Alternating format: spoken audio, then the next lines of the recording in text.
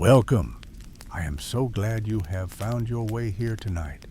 Take a deep, slow breath and let the weight of your day begin to soften as you settle into the warmth of your blankets and find a comfortable position.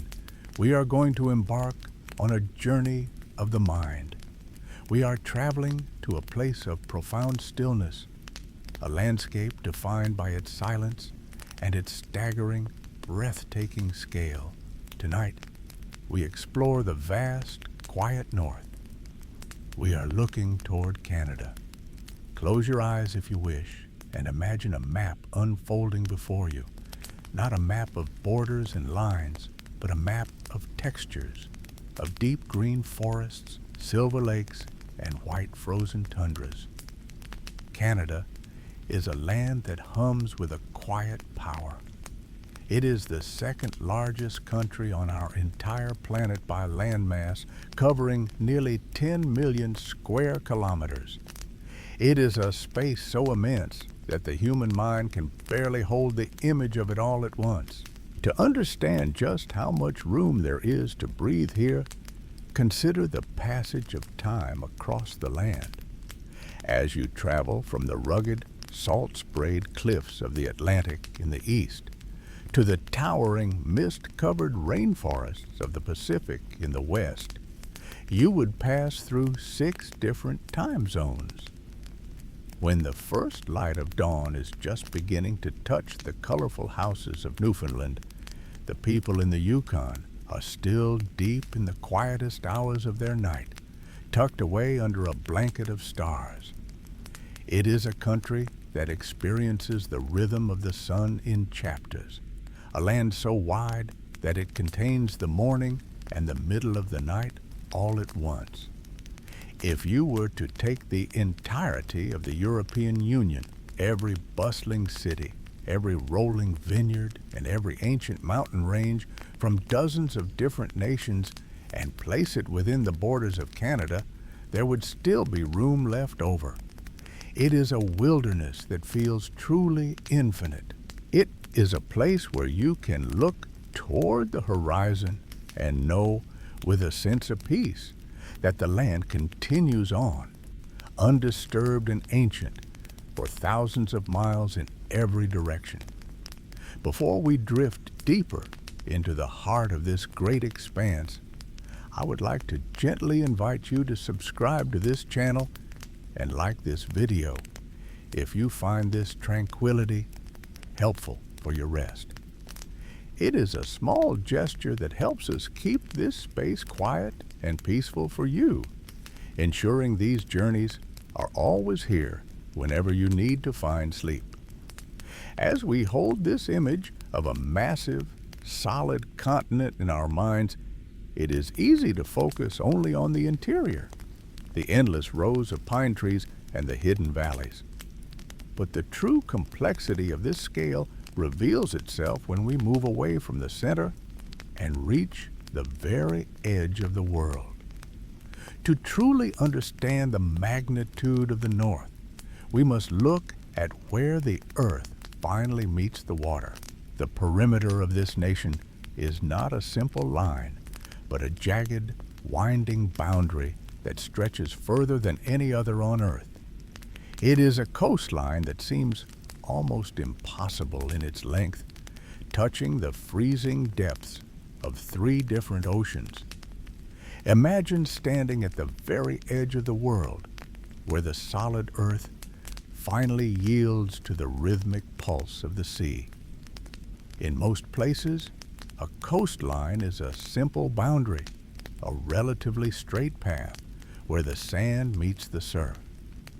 But in Canada, the edge is something far more complex, a jagged and infinite lace of stone, ice, and salt spray. It is a coastline that defies the imagination, twisting into deep, narrow fjords, curving around tens of thousands of silent islands, and receding into hidden bays that have perhaps never felt a human footstep.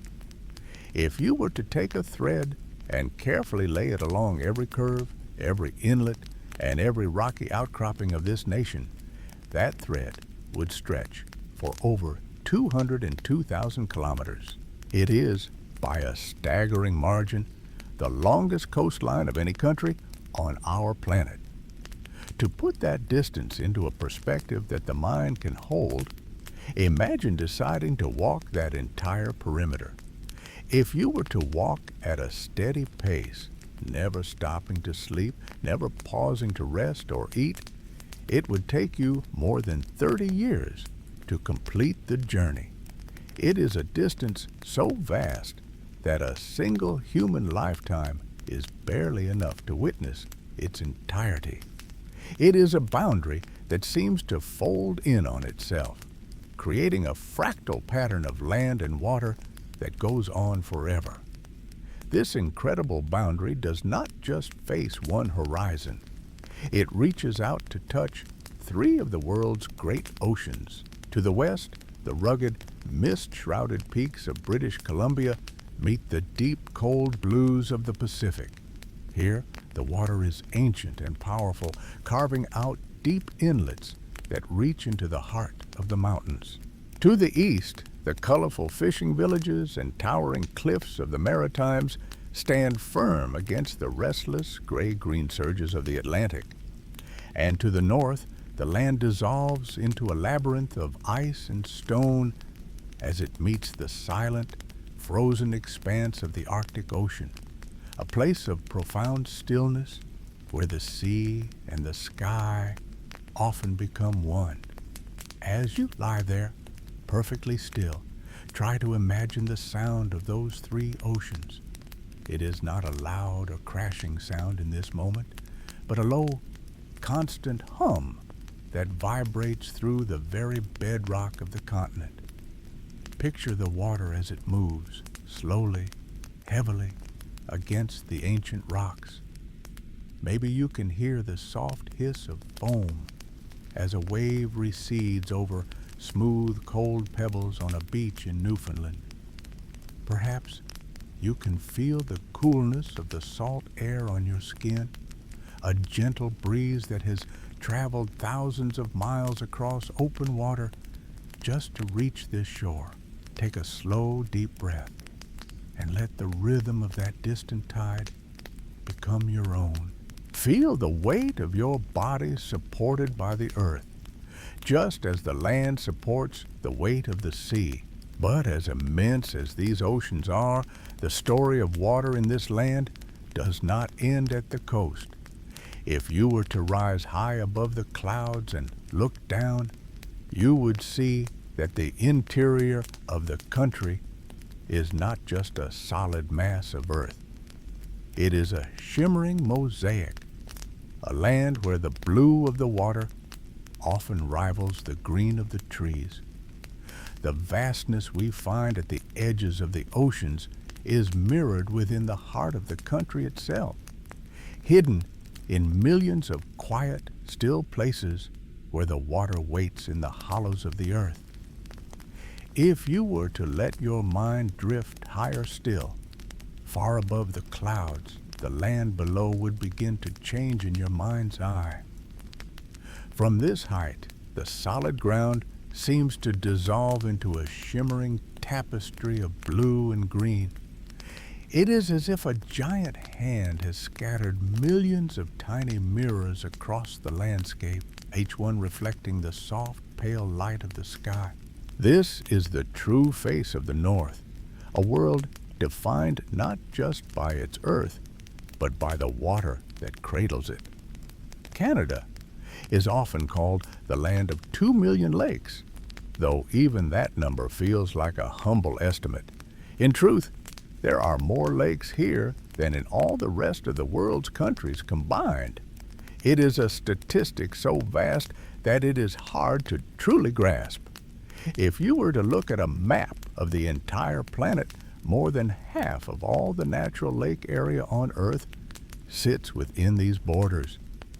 Nearly 9% of this entire massive country is covered in fresh liquid water.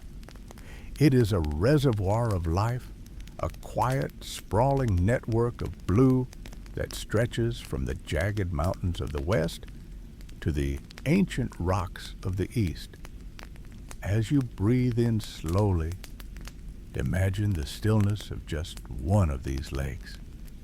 Picture a small, unnamed pool deep in the heart of the boreal forest. The water is as smooth as glass, undisturbed by even the slightest breeze.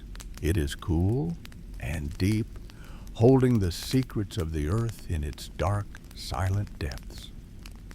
The reflections of the tall, thin pine trees stretch across the surface like long, green fingers, reaching toward the center where the blue of the water meets the blue of the sky. There is no sound here, only the soft, rhythmic pulse of nature. In the province of Ontario alone, the landscape is so saturated with water that there are over 250,000 lakes. Some are so large they have their own weather systems, while others are so small they can only be found by the birds that fly above them. If you spent your entire life visiting a different lake every single day, you would still only see a small fraction of what this land has to offer. It is a labyrinth of liquid paths, a maze of silver threads that bind the forest together. There is a profound peace in the idea of so much water. Water is patient. It is soft, yet it can carve through us over eons. It absorbs the heat of the summer sun and holds the cold of the winter moon. As you settle deeper into your covers, let the thought of these 2 million lakes wash over you.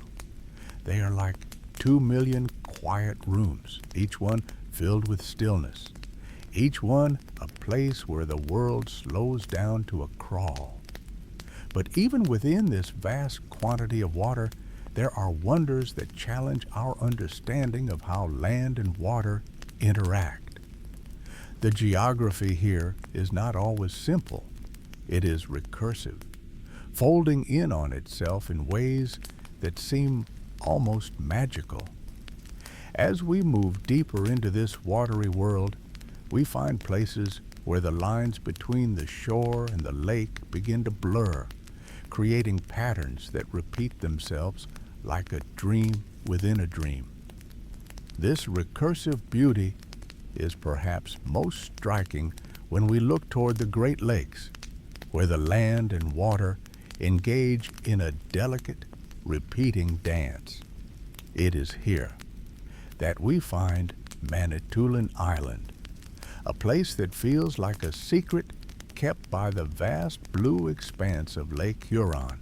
Manitoulin is the largest freshwater island in the entire world, a massive piece of land that is itself surrounded by the sweet, cool water of the Great Lakes. But the wonders of Manitoulin do not end at its shoreline. They only begin there. As you lie still, imagine the scale of this island.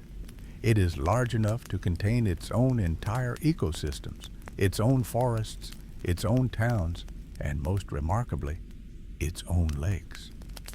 Manitoulin is home to over 100 inland lakes. Think of that for a moment, an island surrounded by a lake, which in turn holds 100 more lakes within its own borders. It is a geographical matryoshka doll, a series of nested layers that invite the mind to wander deeper and deeper into the landscape. One of the most famous of these internal bodies of water is Lake Mandamoya. It is a quiet, serene lake nestled in the heart of the island. And within Lake Mandamoya, the recursion continues. Rising out of its waters is another island, known as Treasure Island. It is an island in a lake on an island in a lake. If you were to stand on the shores of Treasure Island, you would be surrounded by the water of Lake Mandamoya, which is surrounded by the land of Manitoulin Island, which is finally surrounded by the great rolling waters of Lake Huron. There is something deeply comforting about this layering. It feels like being cradled like being tucked into a series of soft, protective blankets.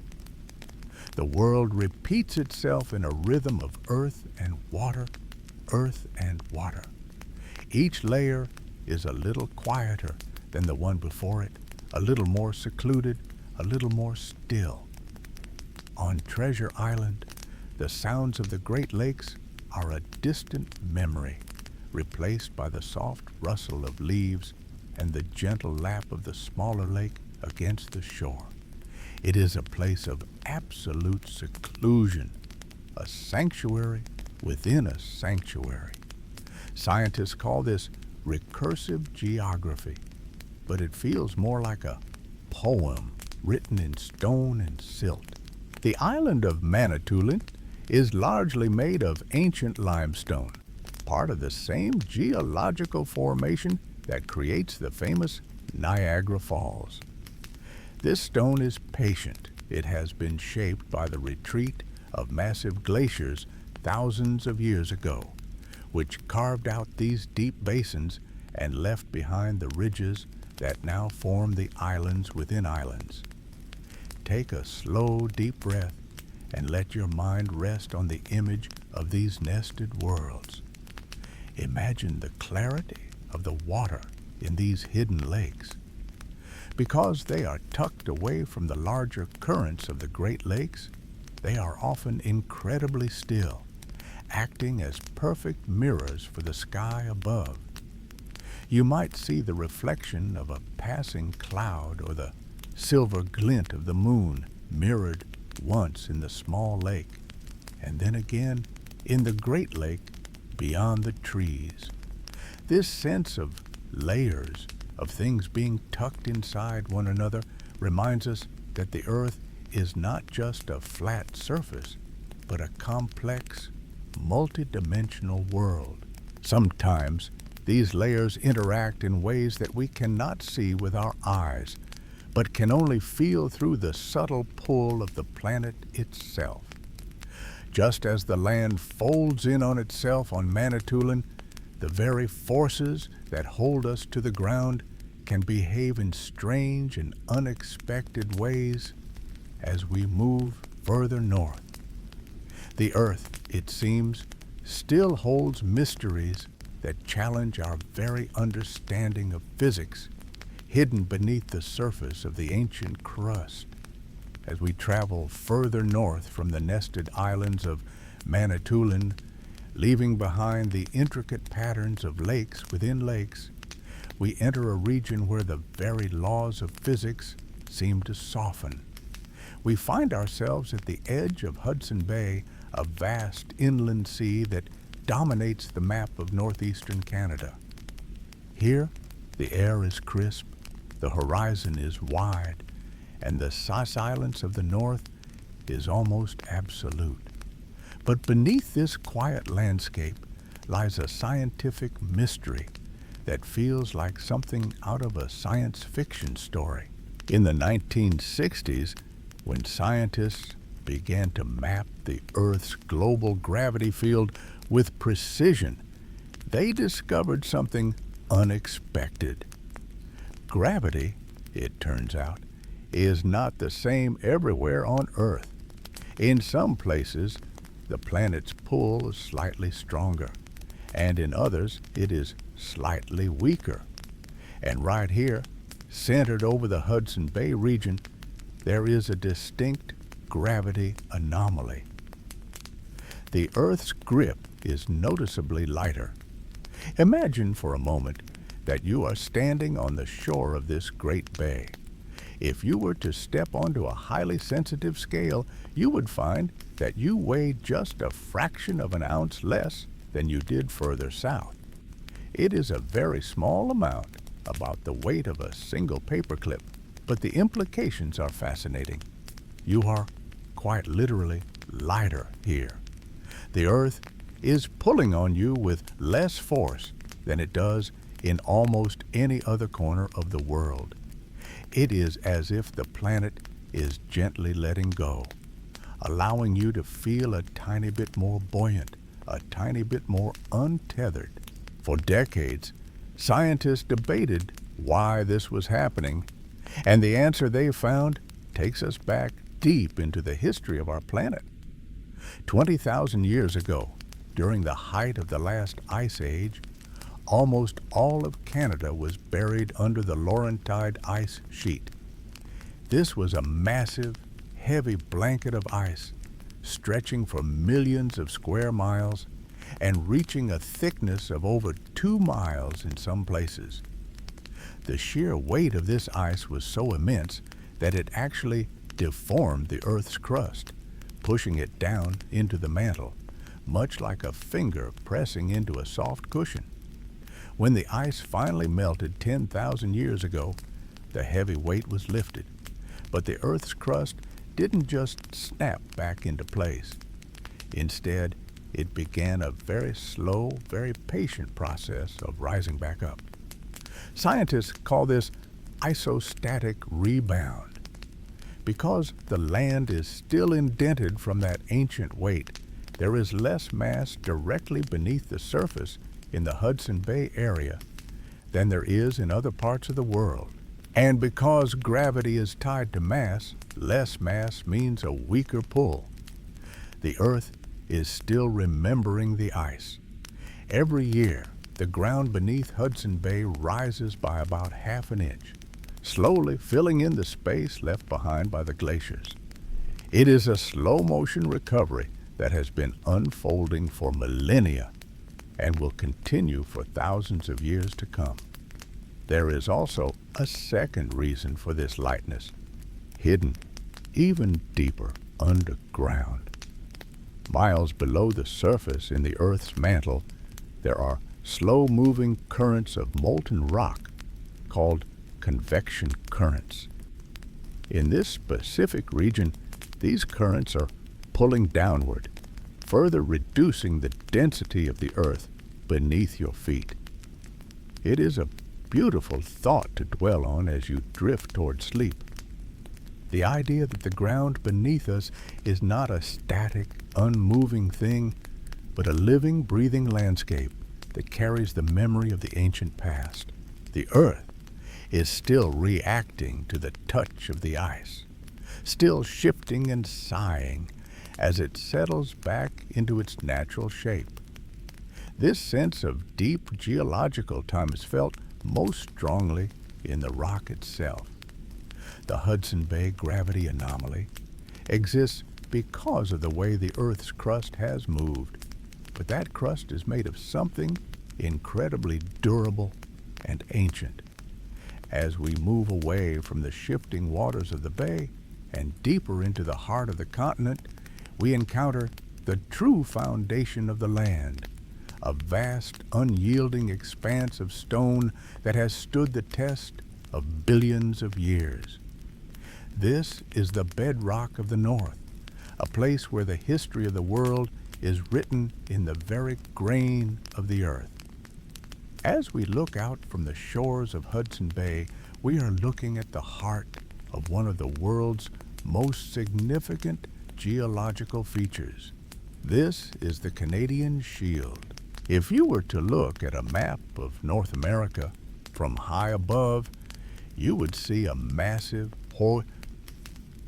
horseshoe-shaped region that curves around Hudson Bay like a protective embrace. This is the ancient, weathered foundation of the continent, a vast expanse of rock that has remained remarkably stable for billions of years. The shield is not just a feature of the landscape, it is the very anchor of the land. It covers nearly 5 million square kilometers, which is almost half of Canada's entire landmass. It stretches from the Arctic islands in the north down through the heart of the country and out toward the eastern shores of Labrador. This is a place where the Earth's bones are visible, where the soil is thin, and the ancient bedrock is often exposed to the open air. This rock is known as Precambrian rock. To understand the scale of that name, we have to look back to the very beginning of our planet. The Precambrian era represents about 88% of Earth's entire history. While the mountains of the Rockies or the Alps are relatively young and jagged, the shield is incredibly old. It has been worn down by the slow, relentless passage of time, by the grinding of glaciers and the washing of rain, until it became the rolling, rugged plateau we see today. Imagine walking across this landscape. You would see great mounds of gray and pink granite, smoothed by the ice of the past. You would see veins of white quartz sparkling in the sunlight and dark swirling patterns of gneiss that tell the story of immense heat and pressure from deep within the earth. In many places, the rock is covered in a soft, springy carpet of moss and lichen, or by the deep, quiet greens of the boreal forest. But always, just beneath the surface, is the stone, steadfast and unyielding. The Canadian Shield is one of the world's richest storehouses of minerals, holding vast deposits of gold, silver, copper, and nickel. These treasures were forged in the intense heat of the Earth's early formation and have been locked away in the stone for eons. It is a quiet, hidden wealth buried deep within the silent foundation of the North. As you think about this vast expanse of ancient stone, take a slow, deep breath. Let the air fill your lungs completely, and then let it go with a long, soft sigh. Feel the weight of your body resting against your bed, just as the lakes and forests of the North rest upon the solid strength of the shield. There is a profound sense of peace in something that has existed for billions of years. The world changes, the seasons turn, and the ice comes and goes, but the stone remains. It is a symbol of permanence in a world that is always moving. While the shield as a whole provides this incredible sense of stability, there are certain places within its borders where the clock seems to have stopped even earlier. In the far reaches of the North, there are specific formations that are so old they challenge our very understanding of time. As we move deeper into the silent wilderness of the Northwest Territories, we find ourselves standing upon the very oldest pieces of the Earth's crust that have ever been discovered. These are not just rocks. They are the first echoes of a cooling planet, the very first pages of the story of our world. When we talk about deep time, it is easy for the mind to feel adrift. To help us stay grounded, we can look to a small remote island in the Acasta River, tucked away in the silent reaches of the Northwest Territories. Here, the rock beneath your feet is known as the Acasta Gneiss. It is a metamorphic rock, meaning it has been transformed by immense heat and pressure over eons. Yet it has survived in its recognizable form for approximately 4.03 billion years. To put that into perspective, the Earth itself is only about 4.5 billion years old. These rocks were formed just a few hundred million years after the planet first began to solidify from a chaotic swirl of cosmic dust and gas. This incredibly distant period of history is called the Hadean Eon. While it is often described in scientific texts as a turbulent time, for our purposes tonight, we can think of it as the Earth's first quiet cooling. The moment when the planet's very first skin began to form and harden. The Acasta Gneiss is a rare and precious survivor of that era. Most of the Earth's original crust has long since been pulled back down into the molten interior of the planet, rescaled and melted away through the slow, relentless movement of tectonic plates. But these specific rocks remained on the surface, silent witnesses to the entire history of life, the shifting of continents, and the slow cooling of the world. The appearance of the Acosta gneiss is as beautiful as its history is long. It is often characterized by elegant, undulating bands of dark and light gray, occasionally streaked with white or soft pink. These patterns look almost like liquid, frozen in time, swirling together like cream stirred slowly into a cup of tea. When you imagine touching this stone, you are imagining touching the oldest known intact crustal rocks on our planet. There is a profound weight to that realization, a quiet gravity that pulls us into the present moment. If the entire history of the Earth were condensed into a single 24-hour day, these rocks appeared before the sun had even fully risen on that first morning. They have sat in the cold northern air, enduring through countless ice ages and sun-drenched summers, for a span of time that is almost impossible for the human mind to grasp. As you imagine resting your hand on this cool, ancient surface, feel the stillness it offers. The stone doesn't hurry. It doesn't worry about the passage of hours or the turning of years. It simply exists, a sturdy and unyielding foundation for everything that has come after it. In the presence of something so old, our own daily concerns can begin to feel small and manageable, like tiny, gentle ripples on the surface of a deep, still pond. Take another slow, rhythmic breath. Inhale the cool, crisp scent of the northern wilderness, and as you exhale, feel the tension leaving your shoulders and your hands. You are safe and grounded, supported by the oldest stone in the world. But while the ground beneath us tells a story of permanence and ancient, heavy history, the world above us offers a different kind of wonder. In the far north, the transition from the solid, dark earth to the vast expanse of the sky is often blurred by a spectacular, ethereal display. As we leave the silent, ancient stones of the Acosta River behind and look toward the dark horizon, the velvet blackness of the polar night begins to shimmer with a new energy. The heavy, still air of the ground gives way to the thin, dancing reaches of the upper atmosphere, where the story of the earth meets the story of the sun in a display of light that has captivated travelers for thousands of years. Looking up from the ancient, still ground, the velvet blackness of the northern sky begins to change.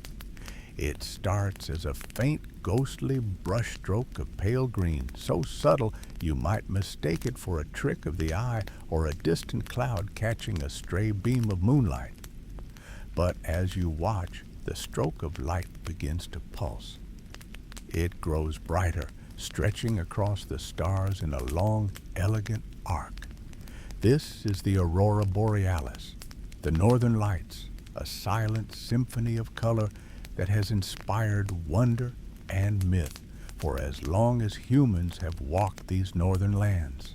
While the display looks like magic, it is actually a beautiful conversation between our planet and the sun.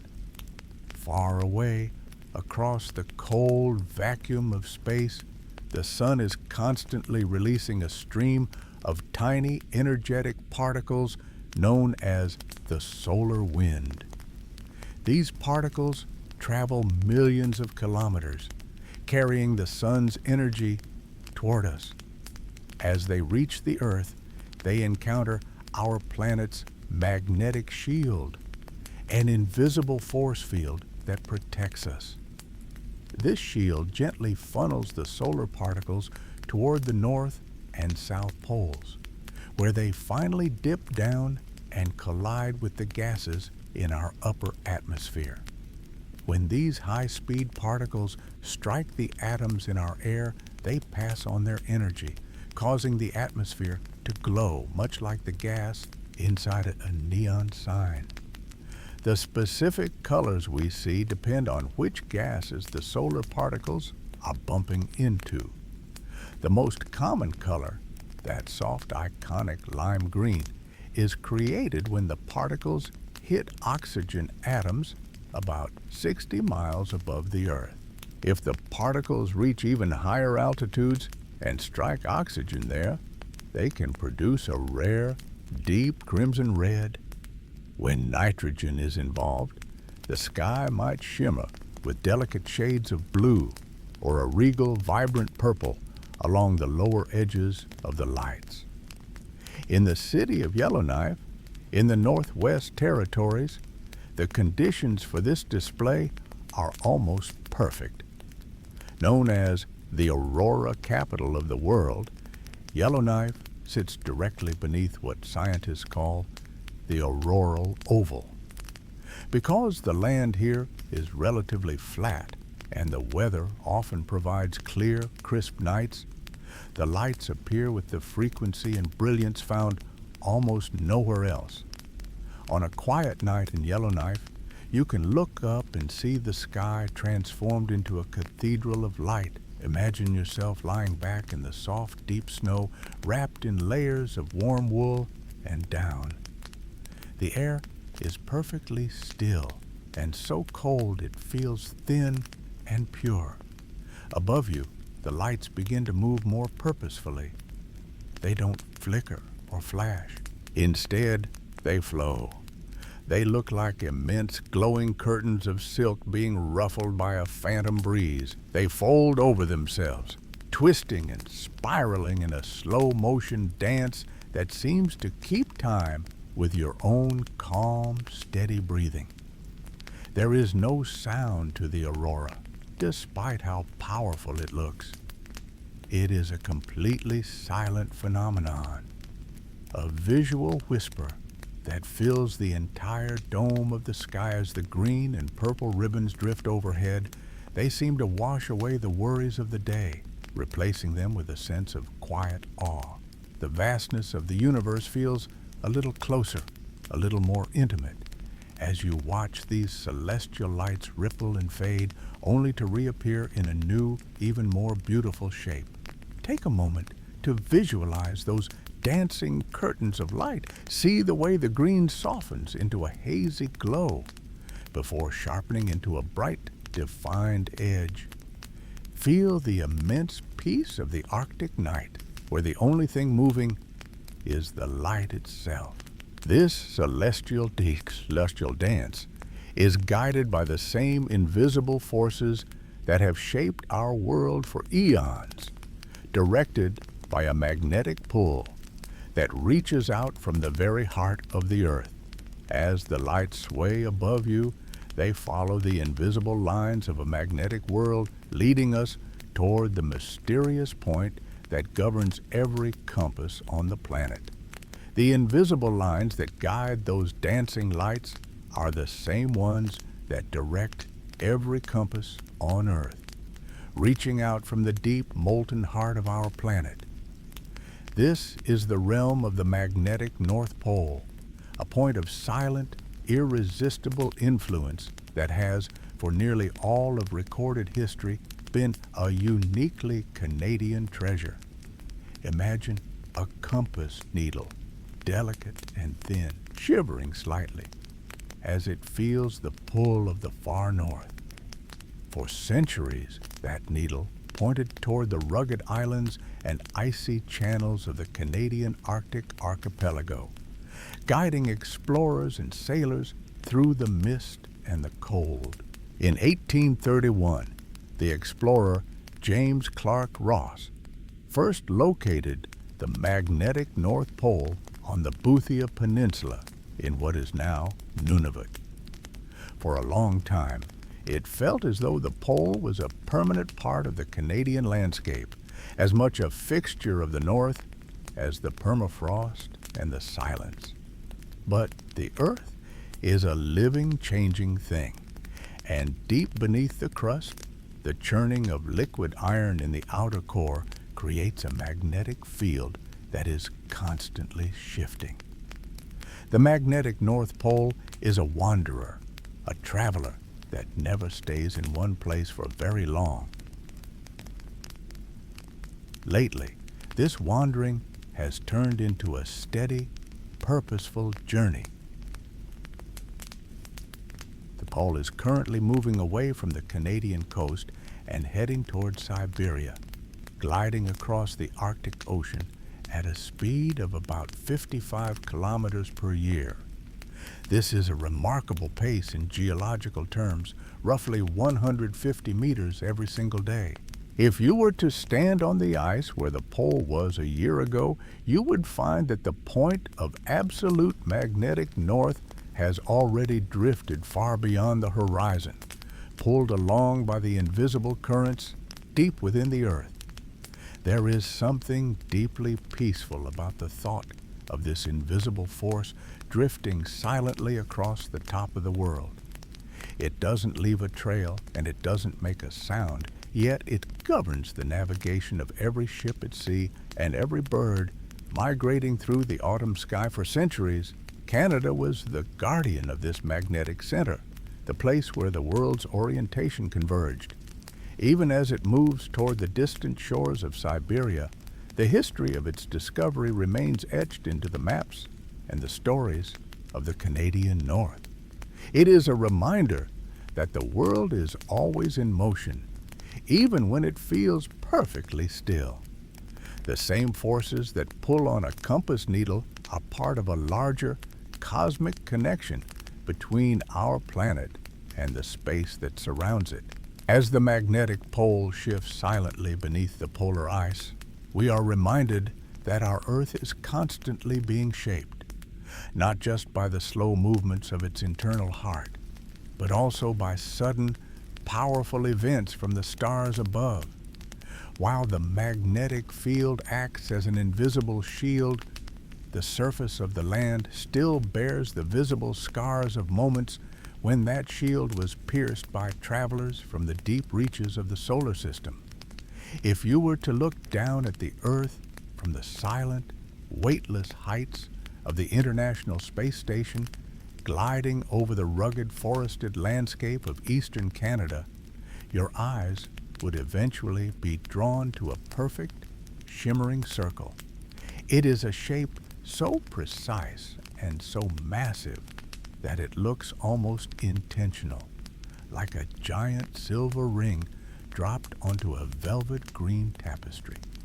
This is the Manicouagan crater, often called the Eye of Quebec, and it is one of the most remarkable features on the face of our planet.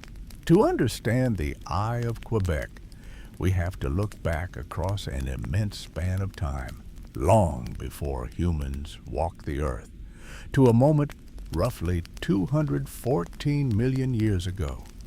At that time, a traveler from the deep reaches of our solar system, an asteroid about 5 kilometers wide, was pulled into the Earth's orbit. It struck the ground with a force that is difficult for us to imagine, creating a crater that was originally about 100 kilometers across. In the millions of years that followed, the Earth did what it always does. It began to heal. Glaciers moved over the land, grinding down the sharp edges of the crater, and the slow, steady work of erosion softened the landscape.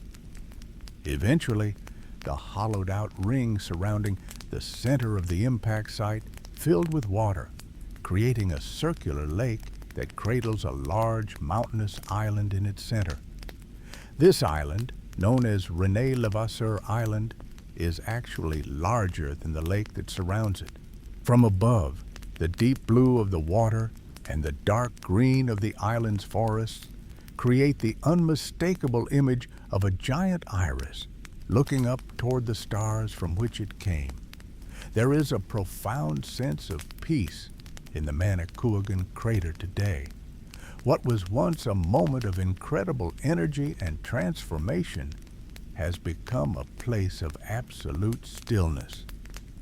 The water in the reservoir is clear and cold, reflecting the vast Canadian sky, and the ancient rocks of the Canadian Shield stand as silent guardians around its perimeter.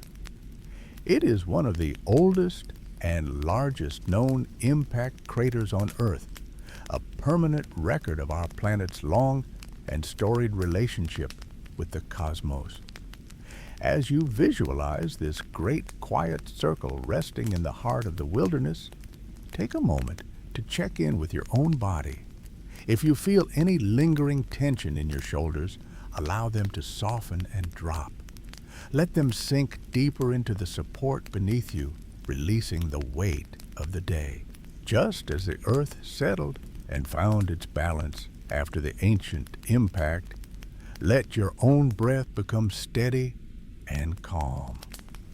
The Eye of Quebec is surrounded by a world of deep, vibrant green, a landscape that stretches out in every direction for thousands of miles. This crater is just one small part of a much larger living system that breathes with the rhythm of the seasons. From the high rocky ridges of the Manicouagan, the view extends over a seemingly infinite horizon of trees, the beginning of the great boreal forest, a vast emerald crown that wraps itself around the top of the world. In the silence of the north, this forest stands as a testament to the enduring power of life, spreading its roots through the ancient soil and reaching its branches toward the cool northern light. As we move away from the ancient impact site of the Manicouagan, the green horizon begins to reveal its true scale. This is the great boreal forest, a vast emerald sea of spruce, pine, and fir that stretches across the northern reaches of the continent. It is often called the Green Crown of the world, a title that feels appropriate when you consider that Canada holds nearly 30% of the entire planet's boreal forest. To stand in the heart of this forest is to experience a very specific kind of silence. It is not the empty silence of a vacuum, but a layered, living quiet. It is the sound of wind filtering through millions of needle-thin leaves, the soft crunch of a thick carpet of moss underfoot, and the distant, lonely call of a bird echoing through the timber. The air here is different, cool, crisp, and heavy, with the scent of resin and damp earth. It is an air that feels ancient, as if it has been filtered through the needles of these trees for thousands of years. The boreal forest is much more than just a collection of trees. It is one of the largest terrestrial carbon sinks on Earth. While the tropical rainforests are often called the lungs of the planet, the boreal is its steady, cooling heart. The deep, cold soils and the dense stands of trees store immense amounts of carbon, pulling it from the atmosphere and holding it safely within the earth. It is a quiet, monumental service that the forest performs for the rest of the world, day after day, season after season. In the height of summer, this forest becomes a bustling nursery of life. It provides a vital nesting ground for billions of migratory birds, over 300 different species that travel thousands of miles from as far away as South America just to raise their young in the safety of these northern woods. For a few short months, the forest is filled with the songs of warblers, thrushes, and sparrows, all finding refuge in the endless canopy. It is a place of immense productivity, fueled by the long hours of the northern sun. As you imagine yourself walking softly through this endless green world, feel the stillness of the trees around you. They have stood through long, frozen winters and brief, intense summers, growing slowly and surely. There is no rush here. The forest operates on a timeline of decades and centuries. Allow your own rhythm to match the pace of the woods. Breathe in the cool pine-scented air, and as you exhale, let go of the need to be anywhere else but here, in this quiet, protected space. But the birds are not the only residents of this green kingdom. Beneath the canopy and along the countless silver waterways that thread through the trees, other masters of the wilderness are at work. While the forest provides the shelter, there are certain creatures within it that take on the role of architects, physically shaping the landscape to suit their needs. These quiet engineers work mostly in the twilight, moving through the water with a purpose that has remained unchanged for millennia. Their work is so profound that it can be seen not just from the riverbanks, but from the very edges of space itself. Imagine, for a moment, the sound of a slow, rhythmic splashing against the bank of a quiet creek. In the fading light of a northern evening, a small furred creature moves with steady, focused intent. This is the beaver, Canada's national animal, and perhaps the most industrious architect in the natural world. While we often think of humans as the primary shapers of the earth, the beaver has been re-engineering the Canadian landscape for thousands of years, turning rushing streams into still, deep ponds and creating entire ecosystems with nothing but their teeth and a sense of tireless persistence. The scale of their work is often hidden from us, tucked away in the remote reaches of the wilderness where the forest meets the water.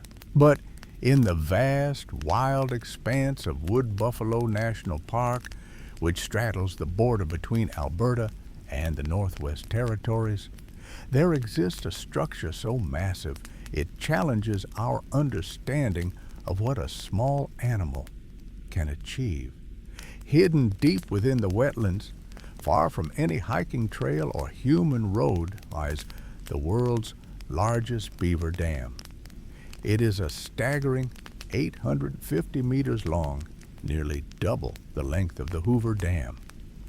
To put that in perspective, if you were to lay it out on a city street, it would stretch for more than 8 blocks. This monumental feat of engineering was not discovered by a park ranger or an explorer on the ground. The area is so boggy and inaccessible that it remained a secret for decades. It was only in 2007 that a researcher, scanning satellite imagery for something else entirely, spotted the massive line of sticks and mud cutting through the greenery. It is one of the few biological structures on Earth, other than the Great Barrier Reef, that is clearly visible from space. This dam is not the work of a single season or even a single generation. Biologists believe that several families of beavers have been working on this structure since at least the 1970s, perhaps even longer. They have woven together thousands of branches, packed them with heavy mud and stones, and maintained the wall against the pressure of the water year after year. As the water rises, they simply build higher and wider, creating a massive, stable reservoir that provides them with safety from predators and easy access to the underwater stores of food they need to survive the long winters. As you think of these small, sturdy animals working in the twilight, realize the profound impact they have on the world around them. By slowing the flow of water, they create wetlands that act as natural filters, cleaning the water and providing a home for countless other species: frogs, ducks, fish, and insects. They are a keystone species, meaning that without their constant quiet engineering, the very fabric of the northern wilderness would look completely different. It is a humbling thought to realize that such a small creature, through nothing more than daily patient effort, can change the face of the planet. They do not work for glory or for recognition. They work simply to provide a safe, quiet home for their families. There is a deep, steady peace in that kind of labor. Feel the weight of that persistence, the slow, methodical tucking of a branch into the mud, the gentle ripple of the water as a beaver glides across the surface of its pond. But as we move further north, beyond the shelter of the dams and the thick canopy of the boreal forest, the landscape begins to open up. The trees become smaller and more sparse, eventually giving way to the vast wind-swept plains of the tundra.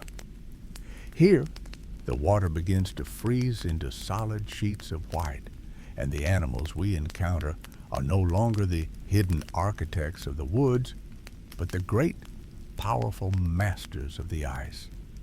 The air grows colder, the wind carries the scent of salt and snow, and we find ourselves entering the territory of a creature that commands a different kind of respect, the true kings of the north. As the trees thin out and the ground turns to permafrost, we find ourselves on the western shores of Hudson Bay, in a small remote town called Churchill, Manitoba. The air here is crisp, carrying the scent of the sea and the silent promise of winter. This is a place where the wild meets the everyday, known to the world as the polar bear capital of the world. In the autumn months, hundreds of polar bears gather along the coast, waiting for the bay to freeze so they can head out onto the ice to hunt. They are magnificent, powerful creatures, the largest land carnivores on Earth, with fur that isn't actually white, but translucent, reflecting the light of the snow and sky. Their skin underneath is black, absorbing the warmth of the sun, and their paws are wide, acting like natural snowshoes as they pad softly across the tundra. Living alongside such giants requires a unique kind of understanding and respect.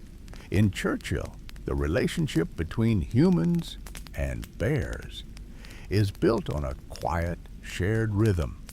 One of the most famous traditions in the town is a simple act of community safety. Residents often leave their car doors unlocked. This isn't because of a lack of crime, but rather a vital safety net.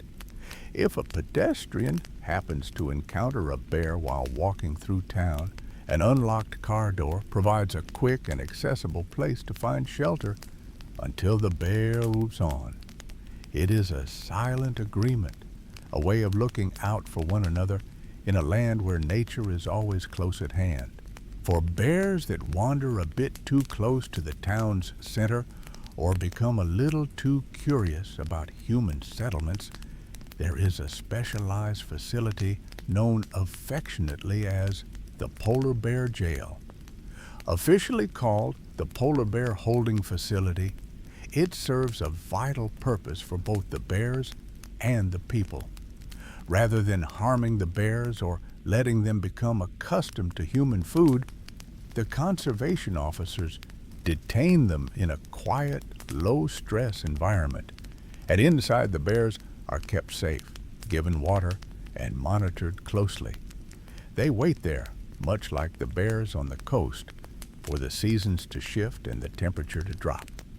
When the ice finally forms on Hudson Bay, a solid blue-white bridge stretching toward the horizon, the inmates are released. It is a carefully choreographed event. Often, the bears are gently sedated and transported by helicopter far away from the town, directly onto the fresh, thick ice. Imagine the sight of a great bear being lowered softly onto the frozen sea, waking up as the helicopter fades into the distance, with nothing but the vast white expanse ahead of it. They are finally free to follow the ancient path of their ancestors, drifting out into the Arctic night, to live as they have for millennia. The bears are masters of the frozen surface, but they are not the only wonders of the far north. As we look out past the edge of the ice, where the dark, freezing water of the Arctic Ocean begins, we find ourselves wondering about the life that exists beneath the waves. In those silent, deep blue depths, there are creatures just as legendary as the great bears of the land, creatures that seem to belong more to myth than to science, navigating the darkness of the world below. As we leave the shores of Hudson Bay and look toward the farthest reaches of the north, we enter a world where the water is a deep, bruised purple under the winter stars. Here, beneath the shifting plates of pack ice, lives a creature that has captivated the human imagination for centuries. These are the narwhals, often called the unicorns of the sea because of the long, elegant spiral that extends from their brow. For a long time, the purpose of this tusk remained one of the great mysteries of the natural world. When you look at a narwhal, you are seeing a marvel of biological engineering. That long, spiraling tusk is not a horn at all, but a single, oversized tooth.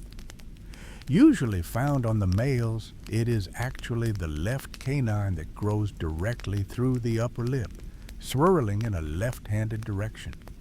It can reach lengths of nearly 10 feet, standing out against the mottled gray and white skin of the whale.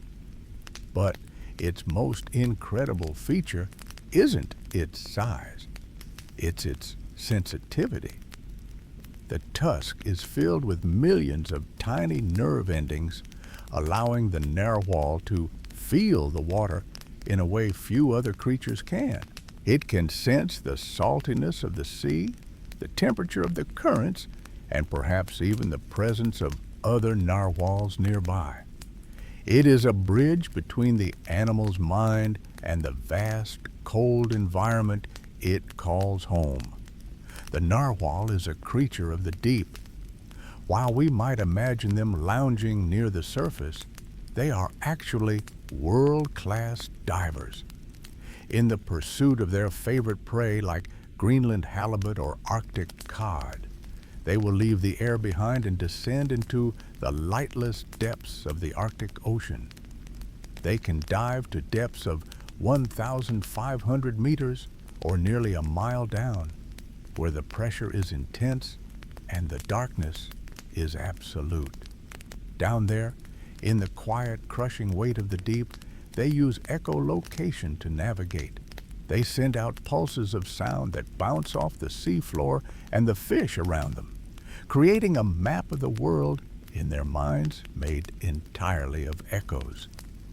To survive these long, deep journeys, the narwhal's body has adapted in extraordinary ways. Their blood is rich in myoglobin, a protein that stores oxygen in their muscles, allowing them to stay submerged for up to 25 minutes at a time. Their rib cages are flexible, designed to collapse under the immense pressure of the deep ocean without causing injury. It is a strange, rhythmic life, alternating between the crisp, biting air of the surface and the silent, heavy darkness of the abyss. Unlike many other whales that migrate to warmer climates when the ice begins to close in, narwhals are permanent citizens of the high Arctic. They spend their winters in the deep water areas of the Davis Strait and Baffin Bay, where they find small openings in the ice to breathe. They are remarkably patient animals, waiting for the wind and the currents to open up a lid in the frozen crust. Sometimes, hundreds of narwhals will gather at a single small hole in the ice, taking turns to rise and draw in a breath of the freezing air before slipping back into the dark water. There is something deeply peaceful about the thought of these ancient whales moving through the lightless depths, guided by sound and sensation, perfectly at home in a place where no human could survive. They remind us that the world is much larger and more mysterious than what we can see on the surface. But as the seasons begin to shift and the grip of winter loosens on the southern parts of the country, a different kind of mystery begins to stir, not in the deep ocean, but in the limestone cracks of the prairie floor, where life is preparing to emerge in a way that is just as mesmerizing and perhaps even more unexpected. As the snow melts away from the flat, vast prairies of Manitoba, the ground itself seems to wake up in a way that feels almost like a dream. In a quiet pocket of the province known as the Narcisse Wildlife Management Area, the landscape is marked by ancient limestone sinkholes. These are deep, cool fissures in the earth formed over eons as water carved through the soft rock of what was once an ancient seabed. For the red-sided garter snake, these pits are more than just geography. They are a lifeline. In this part of the world, the winter is long and unforgiving. To survive, these snakes must find a way to get below the frost line, deep into the earth, where the temperature remains steady. They gather in these limestone dens by the tens of thousands, huddled together in a mass of shared warmth, waiting out the frozen months in a state of quiet dormancy. It is a hidden world, tucked away beneath the surface of the prairie, silent and still while the winds howl above. But when the late April sun begins to warm the limestone, a remarkable transformation occurs. As the first hints of spring air drift down into the pits, the snakes begin to stir.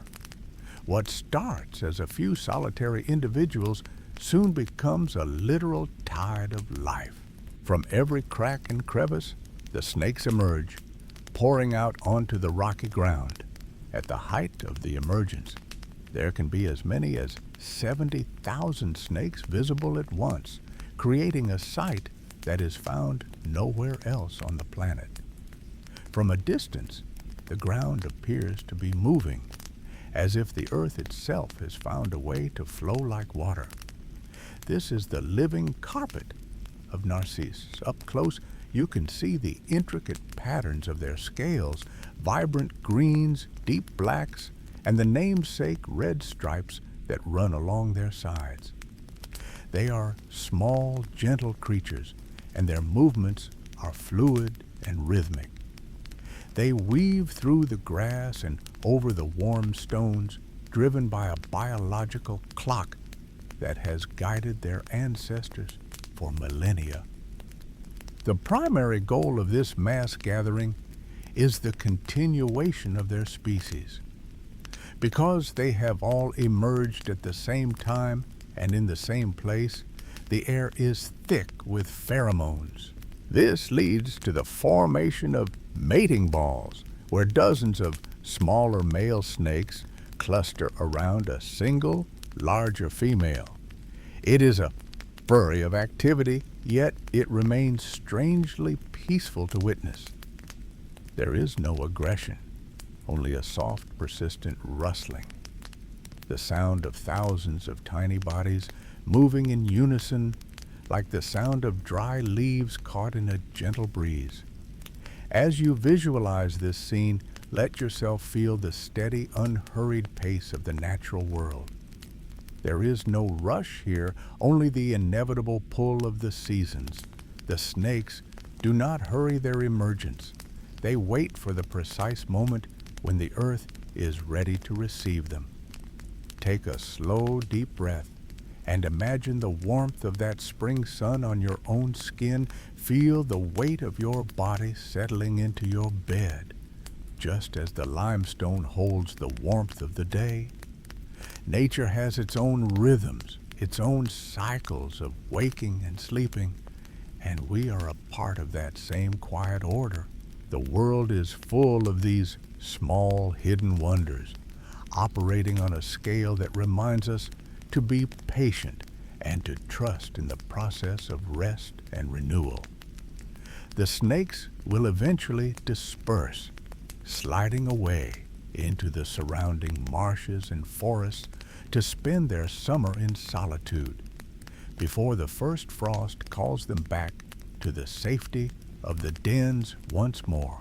It is a perfect, closed loop of existence.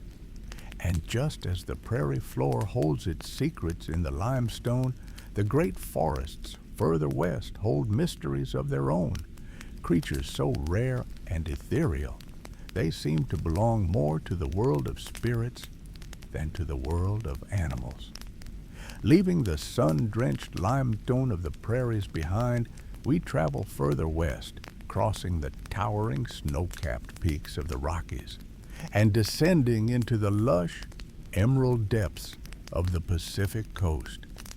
Here, the air changes.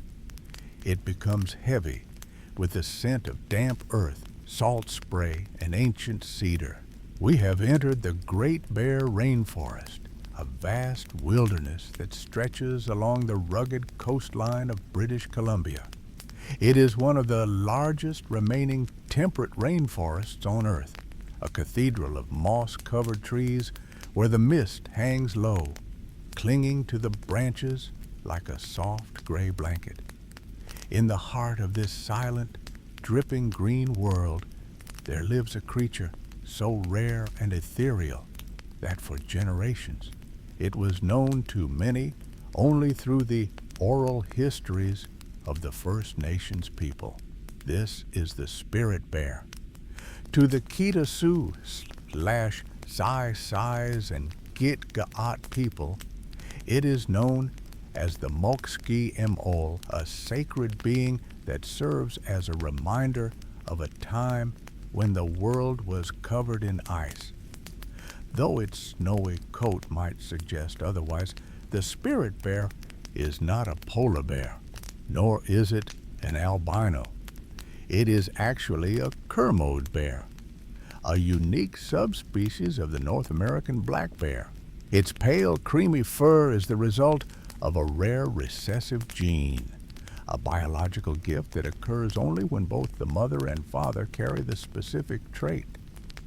Because it is not albinism, the spirit bear retains its dark eyes, dark nose, and dark paw pads, which stand out in soft contrast against its ghostly fur. As you visualize this bear moving through the deep shadows of the forest, imagine the silence of its footsteps on the thick carpet of moss. There is something profoundly peaceful about its presence. These bears are found nowhere else on the planet, inhabiting only a handful of islands and coastal valleys in this specific region of Canada. Scientists have discovered that their white coats actually provide a surprising evolutionary advantage. When the salmon return to the forest streams to spawn, the spirit bear stands in the rushing water to hunt.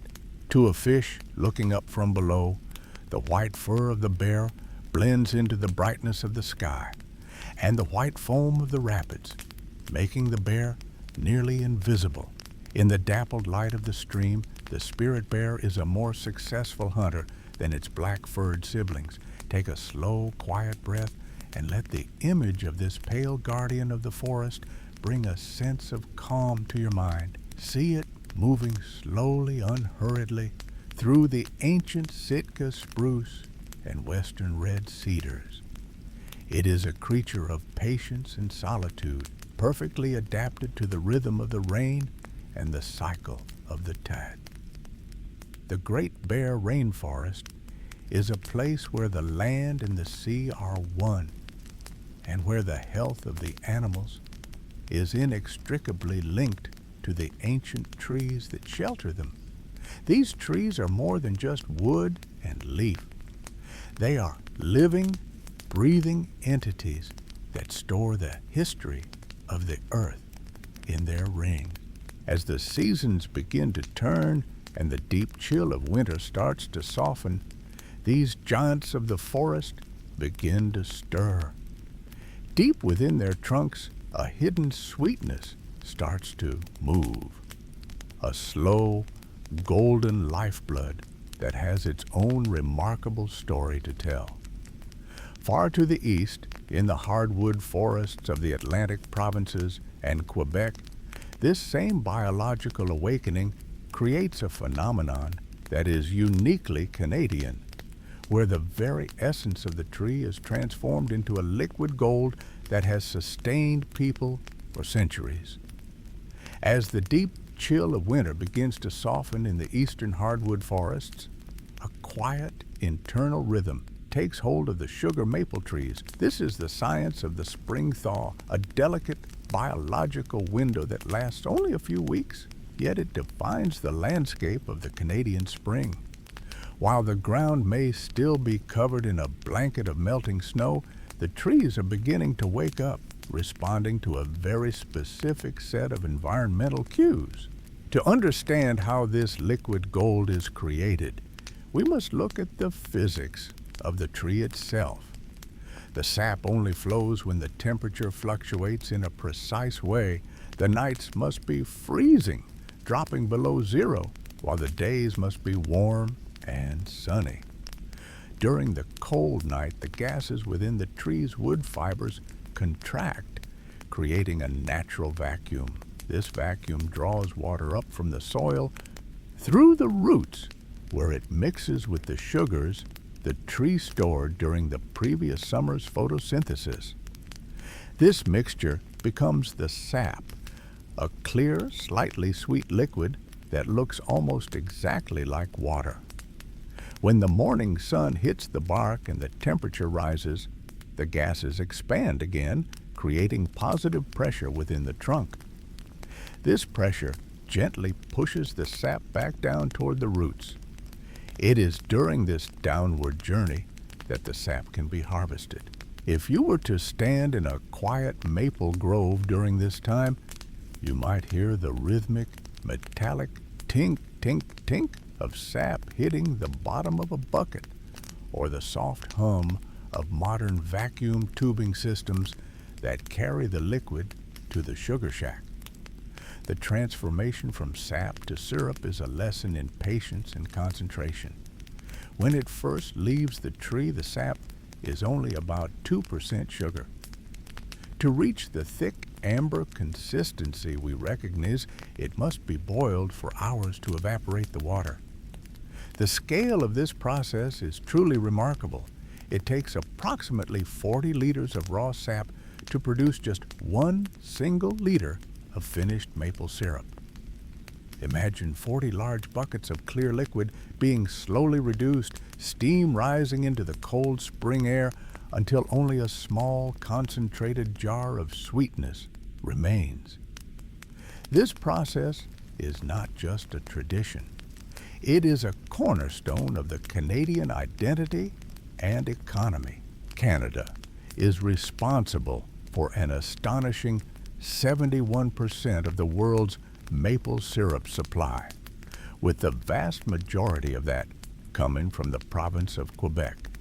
Because the harvest is so dependent on the whims of the weather, the annual yield can vary wildly from year to year. To manage this volatility and ensure the world never runs out of this precious resource, the industry has created something truly unique: the Global Strategic Maple Syrup Reserve. Held in massive, high-security warehouses, this reserve contains tens of millions of pounds of syrup stored in thousands of industrial-sized barrels. It is, in essence, the Fort Knox of liquid sugar, a massive stockpile intended to stabilize prices and guarantee supply during years when the spring thaw is too short or the nights are too warm. It is a testament to how much the world values this specific gift from the trees. But Where there is a resource of such immense value, there is also the potential for intrigue, leading to a chapter of Canadian history that sounds more like a Hollywood thriller than a story about agriculture. The existence of such a massive reserve, millions of pounds of golden liquid stored in rows upon rows of industrial barrels, creates a quiet, heavy sense of security for the industry. But in the summer of 2012, that security was quietly breached in what has become known as the Great Canadian Maple Syrup Heist. It is a story that sounds like a piece of quirky fiction, yet it remains one of the largest agricultural thefts in recorded history, illustrating just how precious this liquid gold truly is to the people and the economy of the North. Imagine a vast, unassuming warehouse in the small, quiet town of St. Louis de Blandford, Quebec. Inside, thousands of white metal barrels were stacked high toward the ceiling, each filled with the concentrated essence of the boreal forest. The heist was not a sudden, loud event, but rather a slow, patient siphoning that took place over the course of nearly a year, between 2011 and 2012. The thieves gained access to the rented warehouse space and, barrel by barrel, began to drain the syrup. To avoid detection during routine weight checks or visual inspections, they were remarkably meticulous. They didn't just take the barrels. They often refilled the empty ones with water, leaving the inventory looking exactly as it should to a casual observer. It wasn't until a routine audit in late summer that the scale of the disappearance was realized. An inspector, while climbing the stacks of barrels to perform a count, happened to lean against one that felt unusually light. When he pushed it, the barrel teetered easily. It was empty. Upon further investigation, the authorities discovered that nearly 3,000 tons of maple syrup had vanished. In total, about 9,600 barrels had been tampered with or stolen outright. The value of the stolen syrup was staggering, estimated at over $18 million. To put that into perspective, at the time, maple syrup was worth roughly 13 times more than crude oil by volume. Because it is a commodity that doesn't expire and is difficult to trace once it is removed from its original barrel, the black market for this stolen sweetness was surprisingly sophisticated. It took months of dedicated investigation to track the syrup as it was transported in small batches to neighboring provinces and even across the border. This strange chapter in Canadian history serves as a gentle reminder of the immense value we place on the natural world's bounty. The syrup is more than just an ingredient. It is a concentrated form of time, weather, and the very lifeblood of the trees. It is a resource born of the delicate transition between seasons, a brief moment of sweetness before the world settles back into its more permanent, rugged states. As we leave behind the amber warmth of the sugar shack and the quiet intrigue of the Quebec warehouses, we turn our gaze toward a different kind of vastness. The sweetness of the spring thaw is a fleeting thing, but in other parts of this great land, the cold does not merely visit, it dwells. We move now from the liquid gold of the forest to the ancient crushing weight of the frozen world, where water takes on a much more formidable and enduring form. In the high peaks and northern stretches, the ice does not melt with the coming of April. Instead, it flows like a slow, silent river of glass. Imagine yourself traveling along the Icefields Parkway, a winding ribbon of road that stretches through the heart of the Canadian Rockies. Here, the air changes. It becomes thinner, sharper, and carries a profound ancient stillness.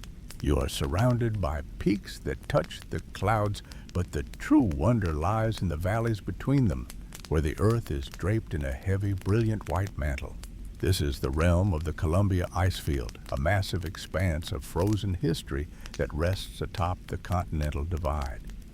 The Columbia Icefield is the largest interior icefield in North America, covering an area of about 325 square kilometers. It is a remnant of the great ice sheet that once covered most of the continent, a silent survivor of a much colder era. To look upon it is to witness time itself slowed down to a glacial pace. The ice here is not merely a thin layer of snow. In some places, it reaches a depth of 365 meters. Imagine a skyscraper over 100 stories tall, carved entirely from solid, compressed ice. This incredible weight creates a pressure so immense that it turns the ice a deep, luminous blue, a color rarely seen in the world below. As you stand in the presence of such a massive formation, take a moment to breathe. Visualize the air, cool, crisp, and incredibly pure, filling your lungs. It is the kind of air that feels like a gentle reset for the mind. There is no sound here, but the faint, distant whistle of the wind and the occasional deep groan of the ice as it shifts under its own gravity. Despite its frozen appearance, the ice field is a living, moving entity. It acts as a great hydrological apex for the entire continent. At a point known as the snow dome, the meltwater from this single ice field begins a journey toward 3 different oceans. Depending on which slope a single drop of water falls, it might eventually find its way to the Pacific, the Atlantic, or the Arctic Ocean. It is a quiet, powerful heart that pumps life into the river systems of the West and the North, feeding the land thousands of kilometers away. The glaciers that flow out from this central field, like the famous Athabasca Glacier, move with a patient, crushing weight. They carve the very mountains they inhabit, grinding stone into fine silt over centuries. It is a reminder of the incredible power of persistence. There is no hurry in the movement of a glacier. It exists on a scale of time that makes our human worries feel very small and very distant. As we linger in this high frozen sanctuary, let the coldness of the imagery settle over you like a heavy, comforting blanket. The world here is stable, enduring, and remarkably simple. The ice does not demand anything of us. It simply is. And as the meltwater begins its long, slow descent from these heights, following the pull of gravity toward the distant sea, we too can feel ourselves being pulled toward a deeper state of rest. The water that starts its journey here as a silent drip will eventually join the vast, rhythmic pulse of the world's oceans, where the movement of water becomes a much more visible and powerful force. From the static, ancient heights of the Rockies, we follow that water down to the edges of the continent, where the sea begins its own rhythmic, heavy breathing against the shore. The journey of a single drop of water, starting in the high, silent glaciers of the West, eventually finds its way to the vast, salt-scented embrace of the Atlantic Ocean. Here, on the eastern edge of the continent, the water takes on a different kind of life, a rhythm so powerful and so consistent that it is often described as the very heartbeat of the planet.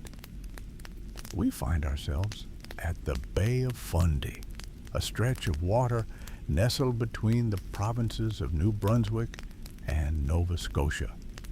In this unique corner of the world, the ocean does not merely lap at the shore. It breathes with a depth and a force found nowhere else on Earth. The Bay of Fundy is home to the highest tides on our planet, while most coastal areas see a change in water level of just a few feet. Here, the difference between high and low tide is staggering. In the span of just over 6 hours, the water can rise as high as 16 meters. To put that into perspective, imagine a 5-story building slowly being submerged until the rooftop disappears beneath the waves, only for the water to retreat again, leaving the seabed exposed for kilometers. Take a slow, deep breath, matching the patient pace of the tide.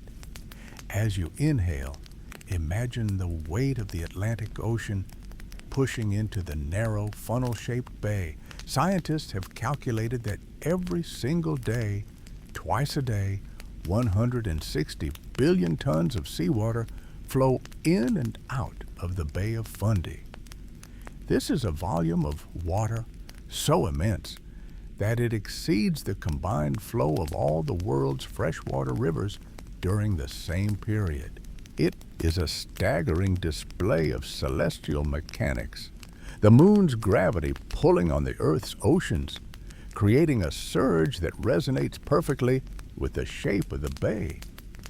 If you were to stand on the shore at low tide, you would walk upon the red mud of the ocean floor, seeing towering rock formations like the Hopewell Rocks standing like silent sentinels on dry land. But as the hours pass, the sound of the water returns, a low rhythmic murmur that grows into a steady rush. You would watch as the mud disappears, then the bases of the rocks, then the caves, until the very ground you stood upon is buried under 40 or 50 feet of cold, churning sea. There is a profound sense of reliability in this movement. It is a reminder that the world operates on cycles far larger than our daily routines. The energy contained within this moving water is nearly incomprehensible, a raw power that has shaped the coastline over millions of years. This interaction between the natural world and the forces of physics often sparks a sense of wonder in the human mind. We look at the immense power of the tides or the flow of rivers, and we begin to wonder how we might work alongside these forces. It is this same spirit of observation and curiosity that has led to some of the most significant advancements in human history. Just as we have learned to understand the rhythmic breathing of the ocean, we have also looked at the world around us and found ways to solve the problems of everyday life. From the vast moving tides to the smallest spark of an idea, the Canadian landscape has long been a place where the forces of nature meet the ingenuity of the human spirit. This quiet drive to understand and to create has resulted in inventions that the world now uses every day, often without realizing the quiet northern origins of the things that light our homes and keep our hearts beating. Imagine the soft, warm glow of the lamp beside your bed, casting long, gentle shadows across the room. We often take the presence of light for granted, a simple flick of a switch to push back the darkness of the night. But the story of how that light came to be is one of quiet persistence and shared ideas. While history often points to a single name when we think of the light bulb, its origins are a bit more collaborative, rooted in the work of two Canadians from Ontario. In 1874, 5 years before Thomas Edison's famous patent, Henry Woodward and Matthew Evans developed a lamp that used a carbon rod and nitrogen gas inside a glass cylinder. It was a brilliant, flickering start to a new era.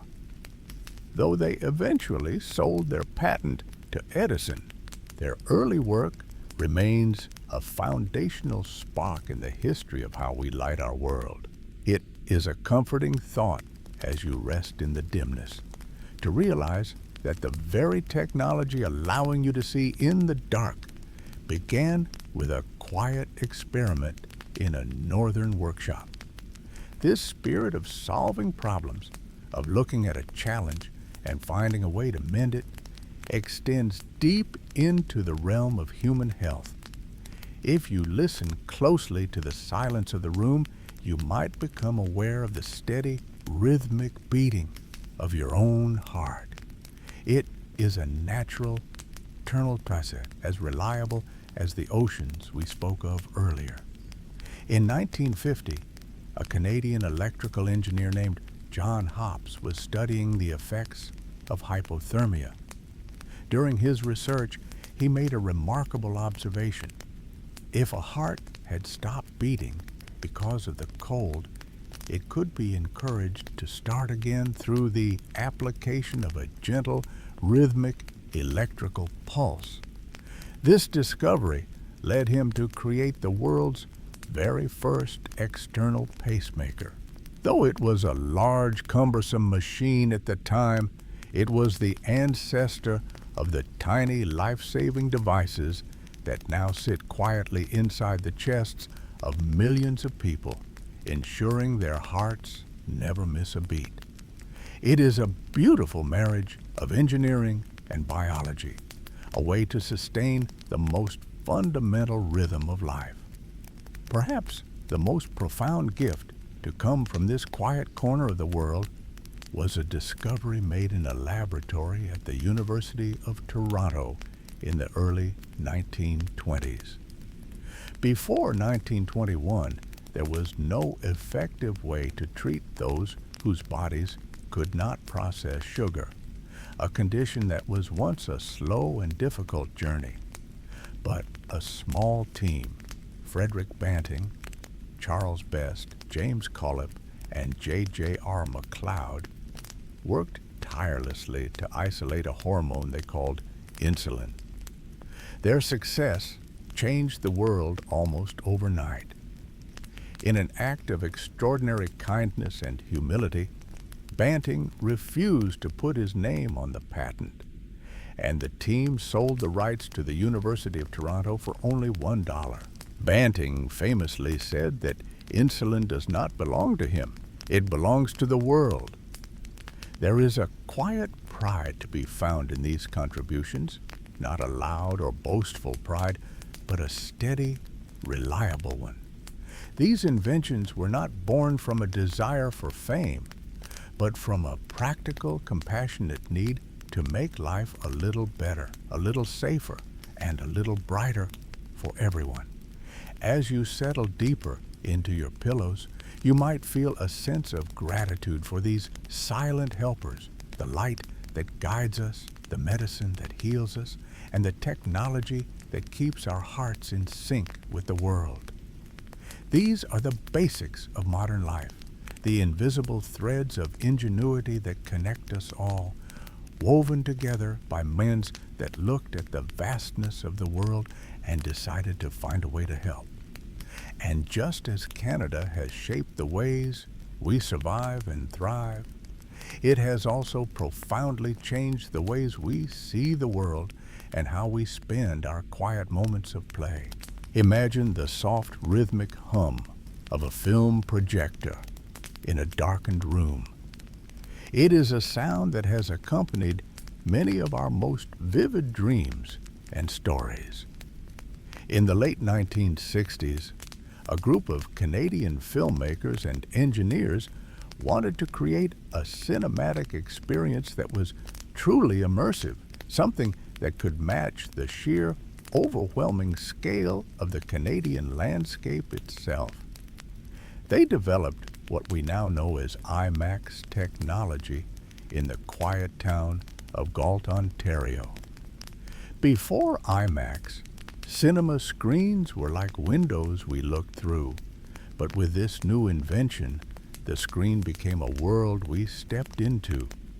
It used a film frame 10 times larger than the standard, capturing every minute detail of a mountain range or the deep, silent reaches of space. It was a way to bring the vastness of the universe down to Earth, allowing us to see the world with a clarity and a sense of wonder that had never been possible before. When you sit in the dark of an IMAX theater, your field of vision is completely filled, and for a moment, you are no longer just an observer, you are a part of the image, drifting through the scenes in a state of quiet awe. From the grand scale of the cinema, we move to the simple rhythmic motion of a game that has captured the hearts of millions across the globe. You might find it comforting to imagine the steady bounce of a ball on a wooden floor, a sound as regular as a ticking clock. The game of basketball was the brainchild of a Canadian named James Naismith, who grew up in the small town of Almonte, Ontario. In the winter of 1891, while he was working as a physical education instructor, Naismith was tasked with finding a way to keep his students active during the long, cold months when they couldn't go outside. He wanted a game that was safe, fair, and could be played in the confined space of a gymnasium. He nailed 2 simple wooden peach baskets to the balcony railing and asked his students to try and toss a ball into them. From those humble, handcrafted baskets, a global sport was born. It is a game of balance, grace, and steady movement, a way to find joy and connection even when the world outside is frozen and still. Even some of the most comforting everyday things in our homes have their roots in this same spirit of practical, gentle invention. Consider something as simple as a jar of peanut butter, a staple of warmth and nostalgia for many. In 1884, a pharmacist from Montreal named Marcellus Gilmore Edson was looking for a way to provide a nutritious, easy-to-eat food for people who had difficulty chewing solid meals. He discovered that by milling roasted peanuts between 2 heated surfaces, he could create a smooth, rich, and creamy paste. He was the first to patent this process, turning a simple legume into a source of comfort and energy. It is a small, quiet legacy, one that reminds us that even the simplest things in our lives, the things we often take for granted, often begin with simple desire to care for others. As we reflect on these inventions, the ways we see, the ways we play, and the ways we find comfort in the small things, we begin to realize how much of our world has been shaped by these quiet moments of inspiration. These creations were not meant to overwhelm us, but to enhance our lives, to give us new ways to experience the beauty of our surroundings and the joy of our own movements. But as the lights of the cinema fade and the sounds of the game grow distant, our attention naturally drifts away from the things we have built. We begin to look past the screens in the cities toward the most ancient and vast spectacle of all. We turn our gaze upward, away from the glow of human light, to the infinite or silent expanse of the night sky, where the true scale of the universe waits in the darkness. In our modern world, we are often surrounded by the artificial glow of cities, the amber hum of streetlights, and the steady flicker of screens. But as we move further north into the vast, untouched heart of the Canadian wilderness, that light begins to fade, replaced by a darkness so deep and so pure that it feels like a heavy silken blanket. This is the world of the Dark Sky Preserve, a place where the night is treated with the same reverence and protection as the land and the water. It is a sanctuary not just for the stars, but for the very idea of stillness. In Canada, these preserves are more than just remote locations. They are a commitment to keeping the heavens clear. Wood Buffalo National Park, which sprawls across the border of Alberta and the Northwest Territories, holds a special distinction. It is the world's largest dark sky preserve, covering an incredible 4.4 million hectares. To put that in perspective, it is a space larger than many entire countries, all dedicated to maintaining the integrity of the nocturnal world. Here, there are no glowing scenes or bright windows to compete with the celestial display above. The park was established with a dual purpose: to offer humans a window into the ancient universe and to protect the delicate nocturnal ecology that depends on the natural cycle of light and dark. Many creatures, from the smallest moth to the great horned owl, rely on the true darkness to hunt, to navigate, and to rest. The absence of light pollution allows their natural instincts to remain undisturbed, ensuring that the rhythms of the forest continue as they have for thousands of years. By preserving the night, we are preserving the quiet dignity of life itself, allowing the world to breathe in its natural, shadowed state. Take a slow, deep breath now and imagine yourself standing in the center of this vast, silent park. The air is cool and crisp, and the ground beneath you is solid and still. Look up and let your eyes adjust to the absence of artificial light. In this place, the sky is not merely black. It is a deep, multi-dimensional canvas of infinite depth. The stars do not just twinkle, they burn with a steady, ancient fire. You might see the Milky Way stretching from horizon to horizon, not as a faint smudge, but as a thick, luminous cloud of stardust, so bright it almost casts a soft, ghostly shadow on the ground. It looks like a river of light, a gentle reminder of our place in a much larger, quieter story. In this profound darkness, the boundaries of the world seem to soften, and the worries of the day feel very far away, lost in the shimmering expanse of the cosmos. It is a place of total peace, where the only thing required of you is to exist and to witness the beauty of the silent universe. While these dark sky preserves are dedicated to the natural wonders of the universe, they also reflect a deeper human curiosity, a desire to look toward the heavens and wonder what or who might be looking back. In some parts of Canada, this curiosity has taken on a more whimsical and welcoming form. As we leave the silent, star-filled plains of Wood Buffalo and travel toward the small town of St. Paul, Alberta, we find a different kind of tribute to the mysteries of the sky, one that bridges the gap between our world and the possibilities of the unknown. As we settle into the thought of those infinite stars, we travel across the prairies to a small, quiet community in Alberta called St. Paul. In the mid-1960s, as Canada prepared to celebrate its centennial, the people of this town decided to create something truly unique, a landmark that looked not just across the country, but beyond our atmosphere. In 1967, St. Paul officially opened the world's first UFO landing pad. It is a simple, elevated concrete platform designed with a gentle, whimsical sincerity. While it might sound like something from a science fiction story, the heart of the project was deeply human. The town saw it as a symbol of ultimate hospitality.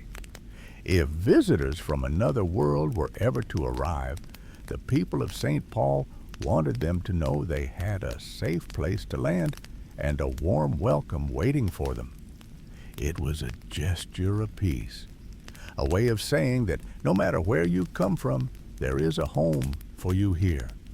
On the side of the pad, there is a plaque that carries a message of profound peace. It states that the area is international territory, a gesture meant to show faith that humanity can one day move into the universe without the burden of national strife or conflict. It is a quiet, hopeful thought to hold as you drift toward sleep, the idea of a world and a universe defined by openness rather than fear.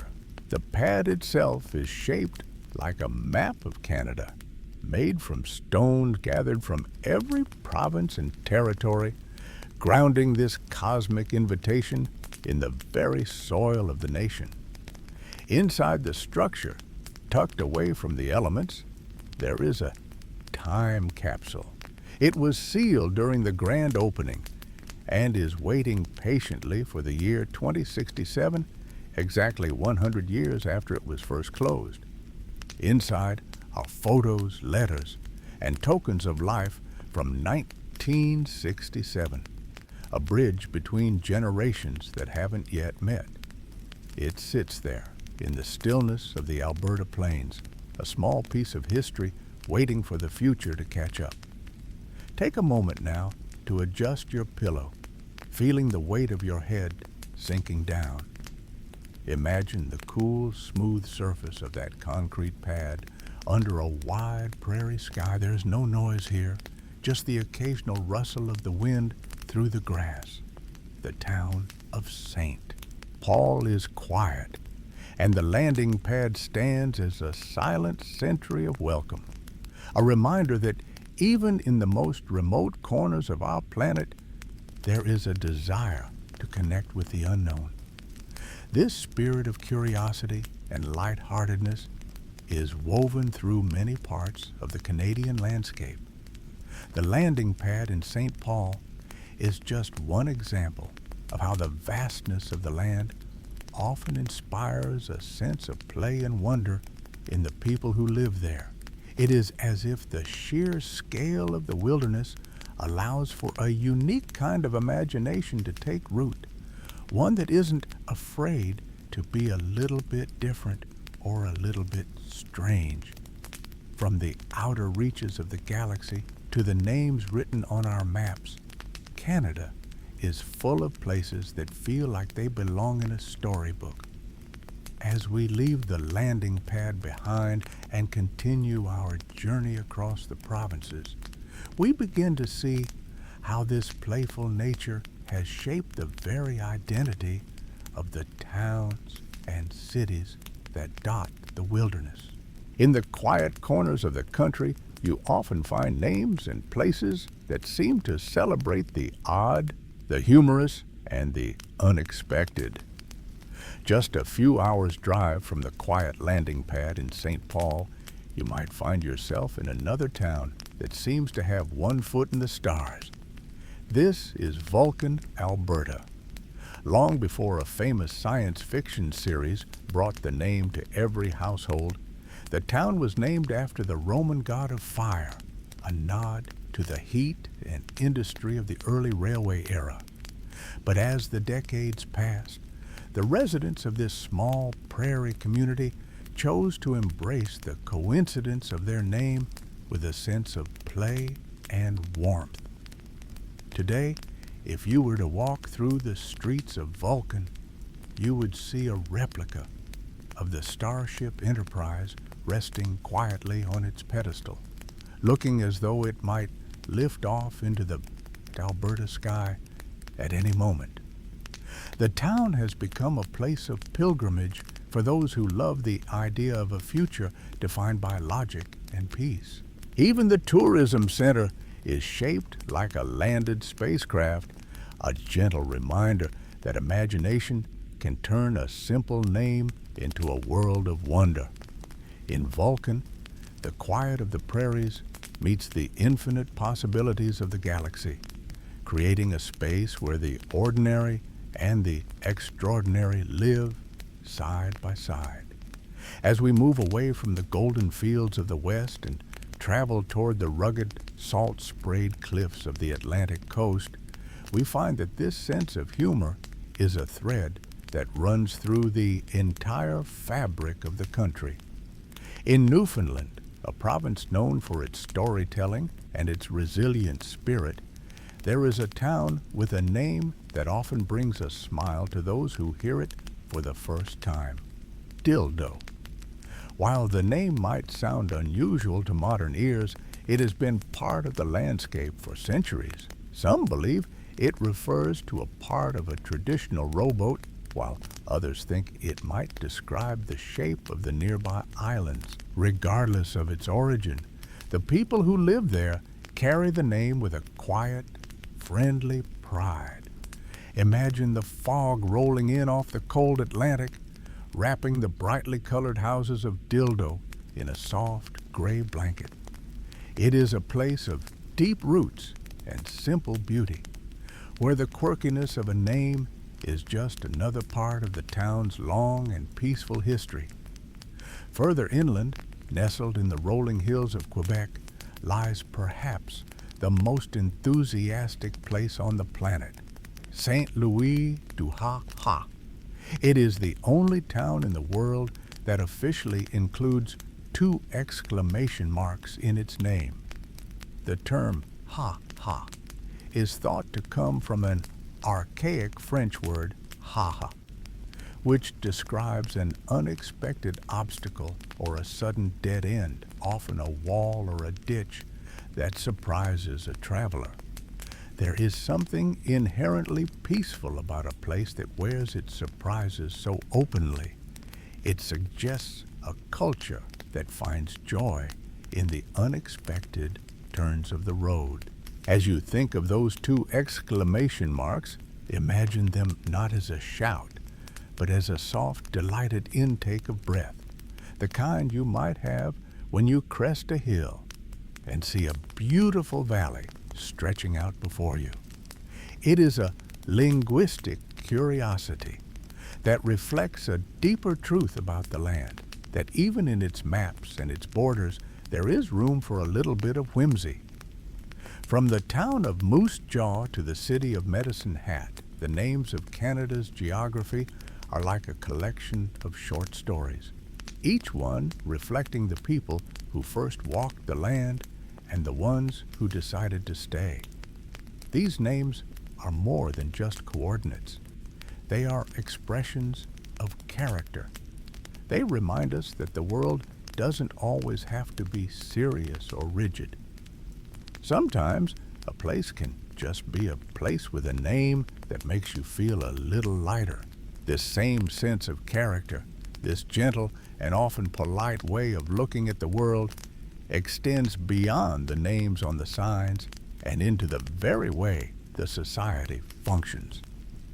Just as the geography of the country is filled with unexpected charms, the rules and regulations that govern daily life have their own unique and often very Canadian flavor. In the quiet corners of the law, you can find the same spirit of kindness and quirkiness that gave a town 2 exclamation marks. It is a reminder that even the structures we build to keep order can have a heart reflecting a culture that values politeness and harmony above all else. Take a slow, deep breath now, letting the playful names of these distant towns drift through your mind like soft clouds as we turn our attention to the gentle, quiet laws of the land. As you settle deeper into your pillow, imagine a legal system that isn't built on conflict, but on the quiet desire to keep things moving smoothly and politely. In Canada, the laws sometimes reflect this national temperament in ways that might seem unusual to the rest of the world. Yet they make a certain kind of gentle sense when you consider the value placed on harmony. Take, for instance, the way Canadians speak to one another. It is a well-known stereotype that Canadians apologize often, sometimes even when they haven't done anything wrong. In many parts of the world, saying, "I'm sorry" after an accident could be used in a courtroom as an admission of guilt or liability. But in Canada, the law understands that a sorry is often just a way of expressing sympathy or a desire for peace. Because of this, several provinces, including Ontario and British Columbia, passed what is known as the Apology Act. This legal statute explicitly states that an apology made by a person does not constitute an admission of fault or liability. It allows people to be kind and empathetic to one another in the heat of a moment without the fear of legal repercussions. It is a law designed to protect the very heart of politeness, ensuring that a simple gesture of goodwill remains just that, a gesture of peace. Even the way money changes hands is governed by a sense of order that prevents unnecessary trouble. You might imagine a scene where someone tries to pay for a meal using a mountain of loose change. But the Canadian Currency Act actually has rules against this. If you were to try and pay for an item costing $10 using only coins, a merchant could technically refuse the transaction. The law specifies limits on how many coins can be used in a single payment. For example, you can only use up to 25 pennies if you can still find them, or $5 worth of nickels. It isn't meant to be restrictive, but rather to ensure that daily life remains efficient and that no one is burdened by the weight of 1,000 small metal discs. It is a quiet, orderly way of saying that while every cent counts, the time and ease of those around us count just as much. In some Canadian neighborhoods, this desire for a peaceful, cohesive environment extends even to the colors of the homes. In certain municipalities, there are bylaws that prevent residents from painting their garage doors or the trim of their houses in colors that might be considered distracting or clashing with the rest of the street. While it might seem strict, the intention is to maintain a visual serenity, ensuring that the view from your window remains as calm and predictable as a slow-moving river. It is an agreement between neighbors to look out for the collective beauty of the space they share, keeping the landscape of the town as harmonious as the landscape of the forest. As you think about these gentle rules, let a soft smile touch your lips. There is something deeply comforting about a society that encodes politeness into its statutes.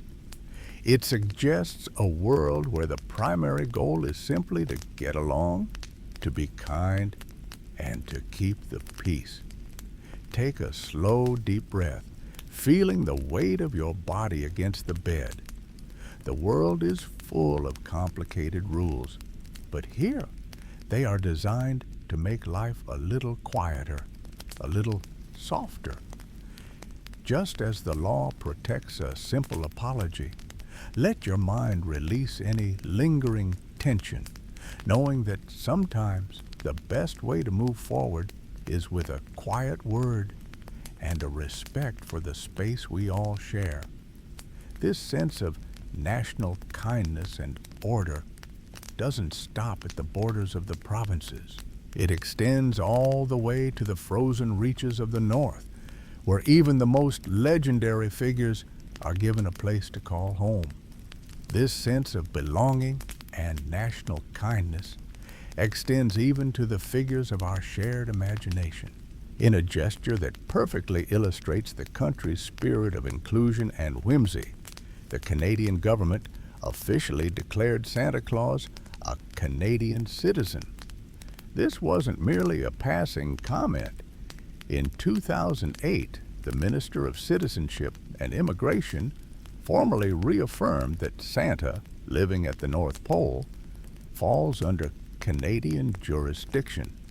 It is a comforting thought to think of the most famous resident of the North as part of this quiet, orderly society, protected by the same spirit of peace we've been discussing. Take a slow, deep breath and imagine the crisp, cold air of the high Arctic. It is a place of deep silence and pristine white snow. In this remote expanse, there is a very specific destination for the hopes of millions. Because Santa is an official resident, he possesses his own unique Canadian postal code, H0H0H0. It is a gentle, phonetic nod to his iconic laugh, and it is a fully functional part of the national mail system. Every year, as the autumn leaves are buried under the first heavy blankets of snow, the mail begins to arrive. It comes in waves, over 1 million letters annually from every corner of the globe. This is where the quiet efficiency of the Canadian spirit truly shines. A dedicated group of volunteers, known affectionately as postal elves, gathers to ensure that no letter goes unread.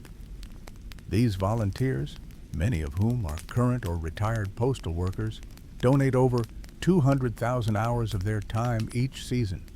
They respond to every single letter in the language it was written in, over 30 different languages in total, including Braille. There is something deeply soothing about the scale of this quiet effort. It requires no payment. No stamps are necessary for a child to reach out to the North Pole from within Canada. It is a massive, coordinated act of collective kindness intended simply to preserve a sense of wonder. Imagine the soft scratching of pens on paper in a warm room while outside the northern lights dance silently over the frozen tundra. It is a bridge between the world of human tradition and the vast, unyielding beauty of the frozen north. As we leave behind the cozy warmth of this tradition and travel even further into the high latitudes, the world begins to feel more ancient and vast. We are moving beyond the tree line now, into the realm of the permafrost, ground that has been frozen solid for 2 or more years, and in some cases, for many thousands of years. Here, the soil is as hard as rock, a silent archive of the Earth's climate history. We are approaching the very edge of the world where the human footprint is small and the environment is dictated by the extreme tilt of the planet. In these furthest reaches of the Canadian North, life must adapt to a rhythm that is entirely different from the one we know, a world where the sun and the stars follow their own mysterious schedule. As we continue our journey into the highest reaches of the globe, the familiar cycle of sunrise and sunset begins to dissolve into something far more ethereal. We find ourselves at the very top of the world in a place called Alert Nunavut. This is the northernmost permanently inhabited settlement on Earth, a quiet outpost of researchers and weather observers standing guard over the frozen expanse. To be here is to be truly remote. Alert is a mere 817 kilometers from the North Pole itself, closer to the top of the world than many of us are to our nearest neighbor. In this extreme latitude, the rhythm of life is dictated by the tilt of our planet in a way that feels almost otherworldly. Imagine, if you will, the onset of summer, For 150 days, nearly 5 full months, the sun never dips below the horizon. It is the era of the midnight sun. During this time, the sun does not rise and set in the way we expect. Instead, it performs a slow golden circle around the sky, skimming along the edge of the world but never leaving it. The light during these months has a soft, perpetual quality, like a long, drawn-out afternoon that refuses to end. It is a time of endless energy for the hardy plants and animals that call this place home, as they rush to soak up every second of life-giving radiation before the season turns. But as the earth continues its silent tilt away from the sun, the light begins to fade, ushering in the profound stillness of the polar night. For months on end, during the winter, the sun remains hidden entirely beneath the horizon, and the world is plunged into a deep velvet blue. This is not a frightening darkness, but a peaceful, meditative one. In the absence of sunlight, the stars become incredibly bright, and the moon casts long, sharp shadows across the pristine snow. The only colors in the sky are the shifting greens and purples of the aurora, dancing silently in the cold air. Living in such a place requires a deep harmony with the environment. Human residents of the high north must find ways to maintain their internal clocks, using heavy blackout curtains to invite sleep during the endless day, and relying on the soft glow of indoor light to keep their spirits bright during the long night. It is a reminder of how adaptable life truly is. Even in a landscape that seems so inhospitable, there is a quiet, steady pulse of existence. This frozen world, where the ground is locked in ice and the light follows its own ancient rules, feels like a snapshot of another time. It is a place of stillness and preservation. Yet, as we look down at the frozen earth beneath our feet, we are reminded that the world has not always looked this way. Beneath the layers of permafrost and the shifting ice, there are layers of history that tell a very different story. A story of a time when this northern landscape was not a desert of ice, but a lush, humid world. To see the evidence of this transformation, we must travel south and back through the corridors of deep time, to a place where the earth itself still holds the remains of giants. As we travel south from the frozen reaches of the Arctic, the landscape begins to change. The endless white of the tundra gives way to the deep greens of the boreal forest, and eventually to the stark, dramatic beauty of the Canadian Badlands in Alberta. Here, in a place known as Dinosaur Provincial Park, the earth reveals secrets that have been hidden for millions of years. It is a place of wind-sculpted stone, where the hills are painted in stripes of ochre, gray, and deep charcoal, carved by the elements into a labyrinth of ridges and spires. This park is often called the Valley of the Kings for fossils, and for good reason. It holds the highest concentration of dinosaur fossils in the world. To walk through these coulees is to walk through a graveyard of giants, where the history of life is etched into every layer of sediment. Since the late 1800s, paleontologists have unearthed more than 50 different species of dinosaurs here, from the massive, shield-headed herbivores to the smaller feathered hunters. The sheer diversity found in this one pocket of the world is staggering. It is a strange and beautiful contrast to think about. Today, The Badlands are dry and quiet, the air smelling of sagebrush and sun-warmed clay. But 75 million years ago, this very spot was a lush, subtropical bayou. Imagine a world that felt more like a warm coastal plain than the dry prairies we see today. The air was thick with humidity, and the landscape was a maze of slow-moving rivers, swamps, and dense forests of giant ferns and towering conifers. It was a world of vibrant greens and deep watery blues, teeming with life in every shadow.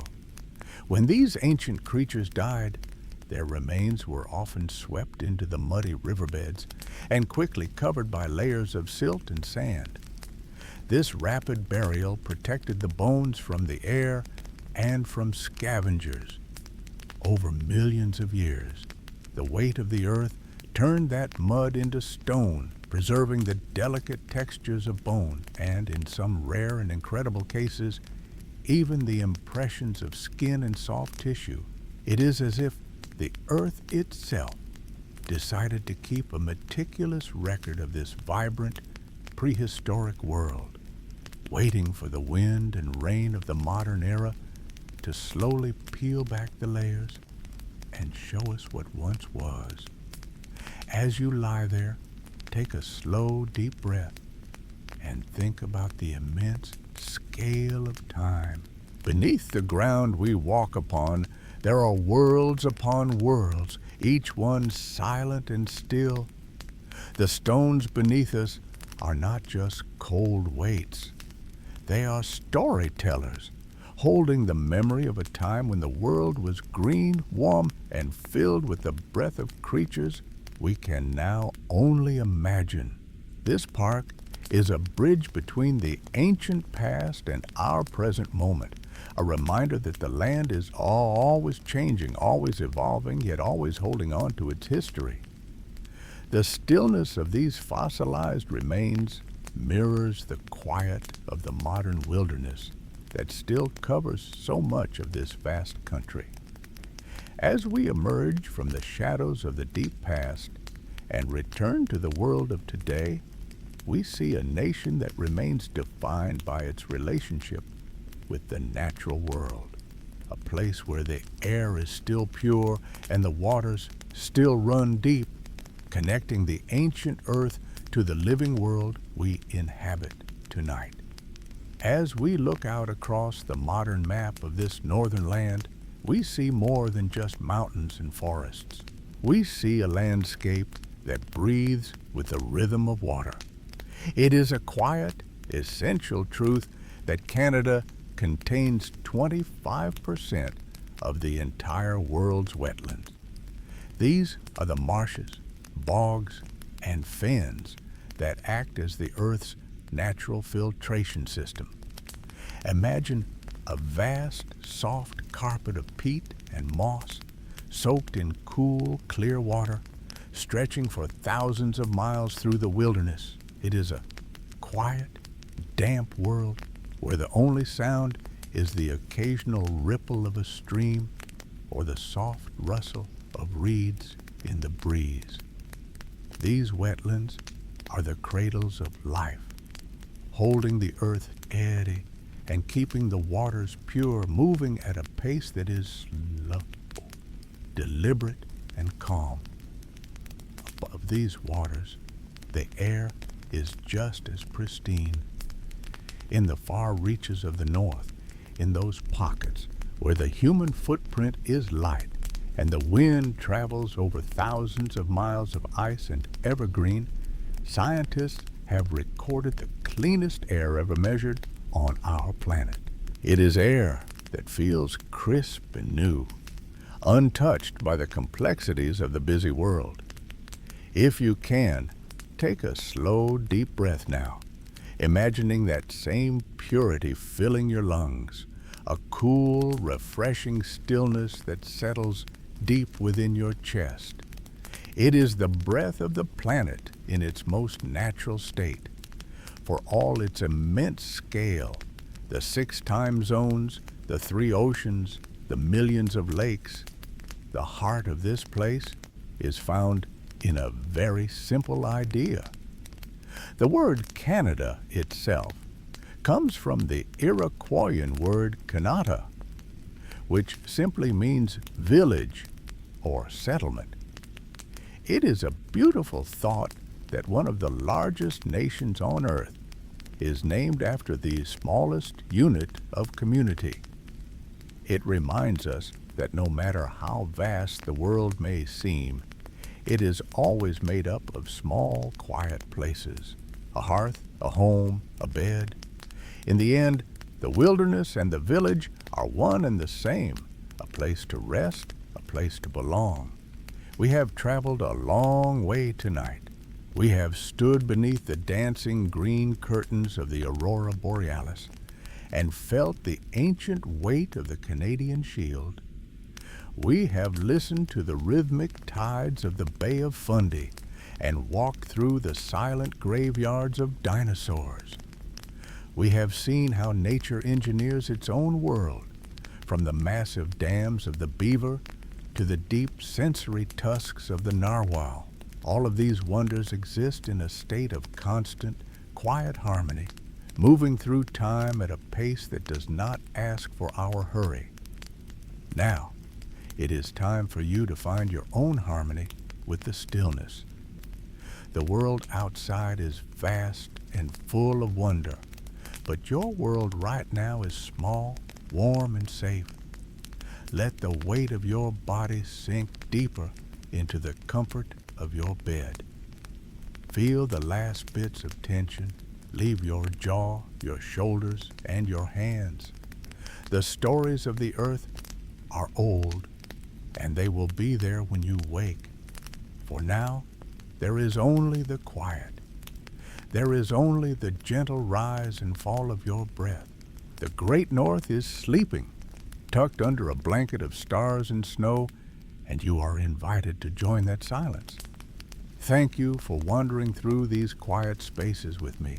The world is a vast and wonderful place, full of mysteries that are best understood in the soft light of the moon.